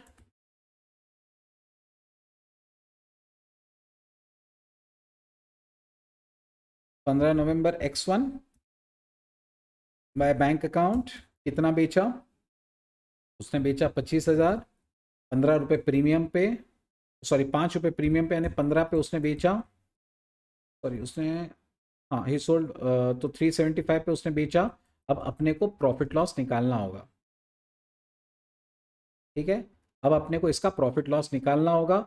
रूल तो वही है, सेल्स ले लो, कॉस्ट ले लो, और फिर प्रॉफिट। यहाँ पे मैंने वर्किंग के लिए एक लाइन बीच में छोड़ दी है। सेल्स कितने का है, ब्रोकरेज वोकरेज तो कुछ है नहीं, ठीक है, तो सेल्स कितने का है 375, कॉस्ट कितनी, कॉस्ट अब आपको याद रखिए आपको एवरेज कॉस्ट करना होता है, बराबर है, हमारा स्टैंडर्ड कहता है कि एवरेज कॉस्ट करना पड़ता है। तो आप क्या करेंगे, ये जो आपका टोटल खर्चा है 6,05,000 का, ये आपने 45,000 क्वांटिटी पे किया हुआ है, बोनस शेयर्स इंक्लूडेड, लेकिन आपको ये भी तो अपन ने 10,000 कॉस्ट से कम किया था, ये आपको हटाकर जो कॉस्ट आएगी उसे 45 से डिवाइड करना है। मैं आपको समझा देता हूं आप कैसे करोगे इसे, मैं आपको इसका वर्किंग पूरा समझा देता हूं। 3,75,000 जो पहला वाला खर्चा था, प्लस 80 प्लस 1.5 लाख, तो प्लस 80,000 प्लस 1.5 लाख, इसको डिवाइड करिए इन टोटल क्वांटिटी से, दैट इज 45,000। लेकिन एक ही चीज यहां न्यूमरेटर में और लेनी है कि हमें कॉस्ट ऑफ इन्वेस्टमेंट को 10,000 से कम करना है। स्टूडेंट्स ये तो कर लेते हैं, ये 10,000 लेना भूल जाते हैं, ये 10,000 लेना भूल जाते हैं, तो ये अब प्रोपोर्शनेट हो जाएगा, और हमें कितने शेयर्स की चाहिए, 25,000 शेयर की चाहिए, तो इसे 25,000 से मल्टीप्लाई करो। ठीक है, तो यही सबसे मेन ट्रिकी पार्ट था, वो बताने के लिए ये वाला क्वेश्चन हमने किया। इन सब का टोटल करो, ये कम करो, 45 से डिवाइड करो, 25 से multiply, come on. So 3,75,000 plus 80,000 plus 1,50,000 minus 10,000 divide by 45,000 and multiply by 25,000। Answer आ रहा है 330,555 या 330,556 में ले लेता हूं, 330,556। ओके, ये उसका कॉस्ट पकड़ लेते हैं एवरेज करके। सो प्रॉफिट हमारा कितना आ रहा है, प्रॉफिट आ रहा है 44,444, प्रॉफिट आ रहा है बेटा 44,444, तो वो मैं यहां पे डाल दूंगा to profit and loss account, to profit and loss account 44,444, date वापस 15 नवंबर X1, एंड फिर ईयर एंड पे हम लोग इसे बैलेंस करेंगे फटाफट। 31 मार्च X1 by balance carried down, कितने शेयर बचे, 20,000 शेयर बचे, बराबर है, और इसको भी बैलेंस कर लीजिए, दिस माइनस 385 तो 264444, और इसके बाद जो डिविडेंड है उसे आप P&L भेज दीजिए। तो 31 March X2, I am maintaining reasonable speed, क्योंकि आप रिवीजन लेक्चर कर रहे हैं तो आपको पूरा ऑलरेडी आइडिया है चैप्टर का, सो आपका टाइम बचाने के हिसाब से I am maintaining reasonable speed. Okay, I'm sure you must have understood all the things in this question, especially the pre-acquisition dividend which has to be reduced from the cost of investment. Averaging करते time भी उसको हटाना है, ये सबसे important parts में से एक है। ठीक है, चलो इसके बाद अब हम लोग एक कंबाइंड क्वेश्चन करेंगे, और ये मेरा लास्ट टॉपिक है इस चैप्टर का, जब हमें कंबाइंड क्वेश्चन करना होता है based on fixed and variable income scripts. See this question, during the year ended 31 March 21, by the way ये वाला क्वेश्चन दिसंबर 21 पेपर का है, 10 मार्क का क्वेश्चन है ये। During the year ended 31 March 21, purple limited enter into following transactions. 1 अप्रैल को purchase 4 lakh 10% government loan, अच्छा rupees 4 lakh 10% government loan, interest उसका पेएबल है 30 अप्रैल और 31 अक्टूबर एट 70 रुपए कम इंटरेस्ट। 1 अप्रैल 20 को परचेज 6000 शेयर्स और इक्विटी शेयर्स ऑफ 5 ईच, 1/26 को। 1 अक्टूबर को हमने कुछ गवर्नमेंट लोन बेचा है। 15 जनवरी को बोनस इश्यू हुआ, हमने बोनस शेयर बेच भी दिए। 1 मार्च को डिविडेंड मिला है। ठीक है, आपको इन्वेस्टमेंट अकाउंट बनाने का है। तो चलिए देर किस बात की है, जल्दी से कर लेते हैं इसे। सो 31 मार्च 21 को हमने 1 अप्रैल 20 को, चलिए आई have made 2 investment account in the books of purple limited. सबसे पहले 10% गवर्नमेंट लोन, 10% गवर्नमेंट लोन, ठीक है। अच्छा, वो 30 अप्रैल और 31 अक्टूबर को ब्याज दे रहा है। 1 अप्रैल को अगर आपने खरीदा है तो 30 अप्रैल को इंटरेस्ट मिलेगा, याद रखना 30 अप्रैल इंटरेस्ट भूलना नहीं है। मैंने आपसे पहले भी कहा था क्वेश्चन में ही उधर ही कर लो, 31 अक्टूबर इंटरेस्ट भूलना मत, ठीक है। 31 मार्च का भी जब आप करोगे इंटरेस्ट उसमें भी आएगा, अगर अपने पास ये बच गए तो इंटरेस्ट आएगा ही आएगा। चलो 31 मार्च को अक्रूड का भी दिखाना पड़ेगा, ठीक है। सो 1 अप्रैल 2020 हम लोगों ने क्या किया, रुपीज 4 लाख के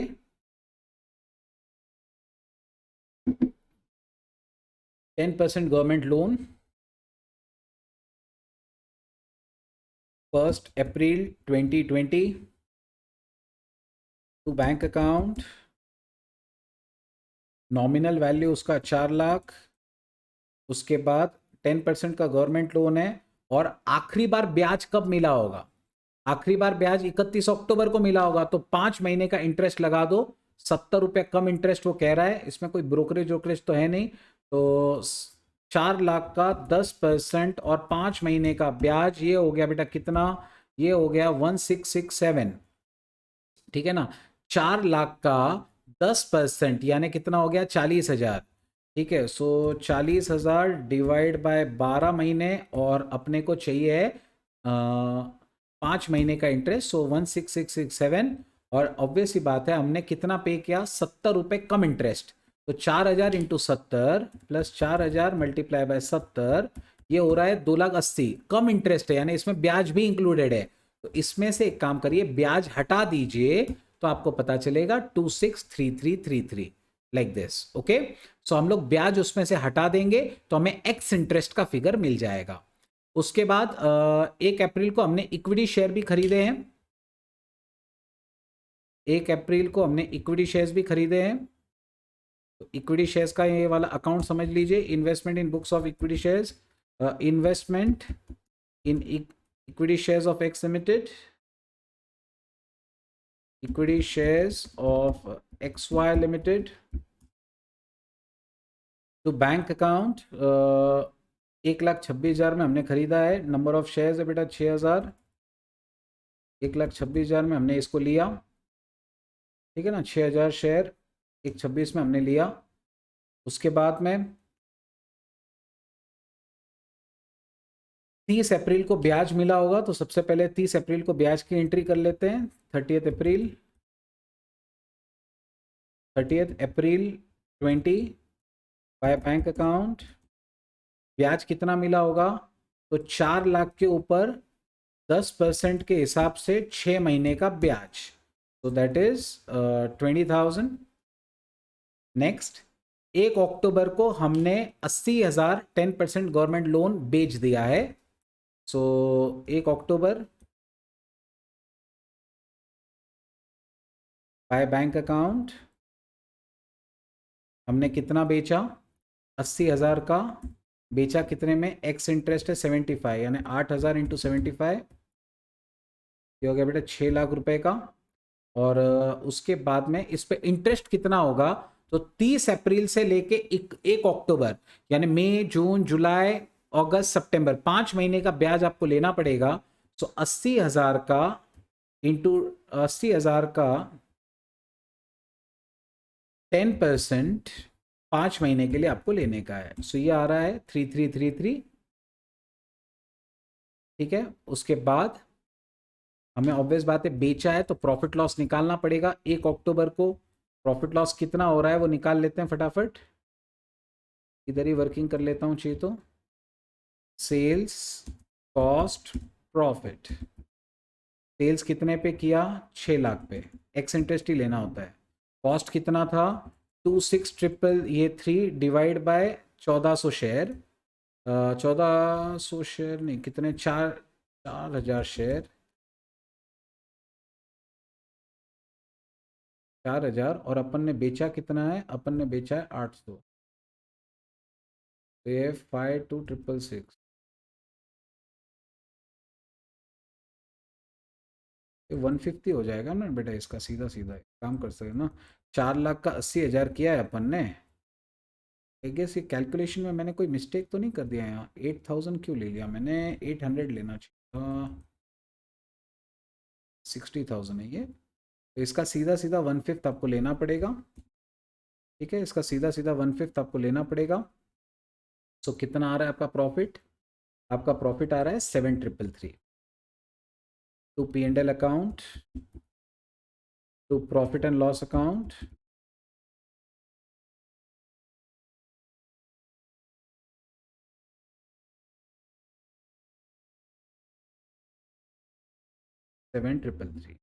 okay, that's the profit. Next 31 October को हमें ब्याज भी मिला होगा बचे हुए पे, बाय बैंक अकाउंट। कितना ब्याज मिला होगा बेटा, हमें ऑब्वियस बात है 4 लाख में से 80 बेच दिया तो 3/20 पे आधे साल का मिलेगा, इंटू 5% सीधा सीधा कर देता हूं, तो आधे साल का 3/20 पे मिला होगा। नेक्स्ट 15 जनवरी को XY ने बोनस इश्यू किया, अच्छी बात है, बोनस इश्यू किया 15 जनवरी को, 15 जनवरी X1 तो बोनस शेयर्स 15 जनवरी को टू बोनस शेयर्स कितना, 4 equity share for every 3 held. Okay, so this divide by 3 into 4, so 8,000 share bonus मिला। अच्छा, 4 फॉर एवरी 3 हेल्ड, ठीक है, तो 8,000 शेयर का हमें बोनस मिला, बराबर है ना, 8,000 शेयर हमें बोनस मिला, और कॉस्ट उसका 0। फिर हमने उसी दिन उसे बेच भी दिया बाय बैंक अकाउंट, कितने शेयर, पूरे 8,000 हमने बेच दिए, और कितने में बेचे, तो हमने 10 रुपए में बेच दिए, 80,000 में बेचा। अब इसमें प्रॉफिट लॉस कैसे निकलेगा, एवरेज करके। अब ये 1,26,000 का खर्चा 14,000 का गिना जाएगा, समझ रहे हैं आप, 1,26,000 का खर्चा 14,000 का गिना जाएगा, उसमें से 8,000 हमने बेचा है, तो इसमें भी सेल्स प्रॉफिट और वही आपको करना है। ठीक है, सेल्स कॉस्ट प्रॉफिट। चलो, सेल्स अपन ने कितने पे करके बताया, अपन ने 80,000 पे सेल किया, बराबर है। कॉस्ट कितना हुआ भाई, 1,26,000 का खर्चा 14,000 के लिए, तो 8,000 का कितना, ये हो गया 72,000। तो हमारा प्रॉफिट ऑब्वियसली 8,000 हुआ होगा टू P&L अकाउंट।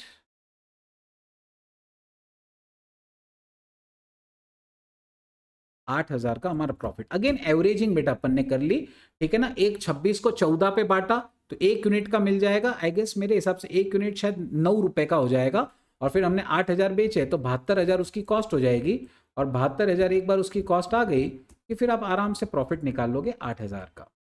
नेक्स्ट 1 मार्च को हमें डिविडेंड मिला 22%, ठीक है, 1 मार्च को डिविडेंड मिला, 1 मार्च बाय बैंक अकाउंट, तो हमें डिविडेंड मिला है 22%। अच्छा, किस पे मिलेगा, ऑब्वियस बात है फेस वैल्यू पे। फेस वैल्यू बेटा 10 रुपए नहीं थी इस बार, फेस वैल्यू कितनी थी, 5 रुपए की फेस वैल्यू है।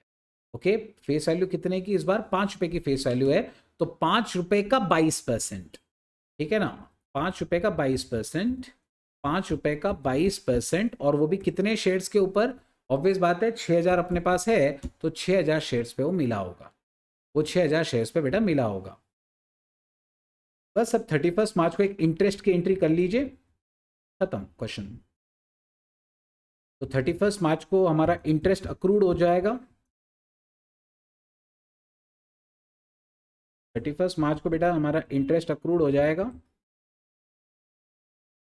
बाय इंटरेस्ट रिसीवेबल या इंटरेस्ट अक्रूड ऑन इन्वेस्टमेंट। कितना इंटरेस्ट अक्रू हो जाएगा बेटा, 31 अक्टूबर को तो आपको मिला हुआ ही है, तो 31 अक्टूबर के बाद 5 महीने का इंटरेस्ट आ जाएगा। ठीक है, तो 5 महीने का इंटरेस्ट निकालेंगे, 3,20,000 इंटू 10%, 5 महीने का आपको निकालना पड़ेगा, तो इतना अक्रू हो जाएगा। ठीक है, इतना अक्रू हो जाएगा। और अब आप इसको बैलेंस करिए, तो 31 मार्च 2021 होगा, ऑब्वियस बात है, 31 मार्च 2021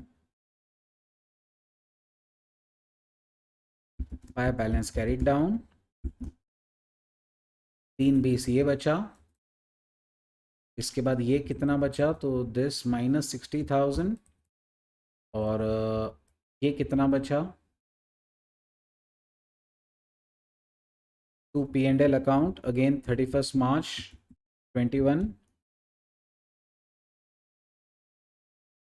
तो 5,266 माइनस दिस, दैट इज 36,000 हमारा इनकम में जाएगा।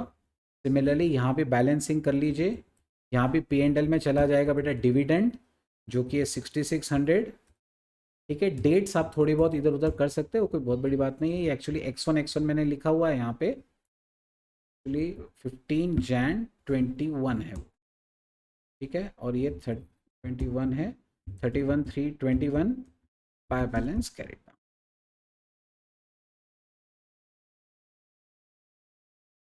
तो बैलेंस कैरिड डाउन हमारे पास 6000 शेयर्स हैं, डिविडेंड तो ठीक है, कुछ भी नहीं। और कॉस्ट कितनी हो गई, 134 माइनस 80,000, सो दैट इज 54,000। ठीक है, तो इस तरीके से आपका पूरा का पूरा ये चैप्टर कवर हम लोगों ने कर लिया है। Everything we have done starting from scratch. Okay, हम लोगों ने पूरा इन्वेस्टमेंट अकाउंट का मतलब सब कुछ पूरा AS नंबर 13 भी कवर कर लिया, और हर टॉपिक के बेटा क्वेश्चंस भी कवर कर लिए। आई एम श्योर आपको वीडियो जरूर पसंद आया होगा, अगर आया है तो डेफिनेटली वीडियो लाइक करिए, सब्सक्राइब करिए इस चैनल को, शेयर करें अपने सारे दोस्तों के साथ। ठीक है, thank you so much for joining me. मैं आपके लिए ऐसे ही एक और रिविजन सेशन आगे के इसमें लेकर आऊंगा। So thank you so much, जुड़े रहिए बेटा हमारे साथ। Take care, bye bye.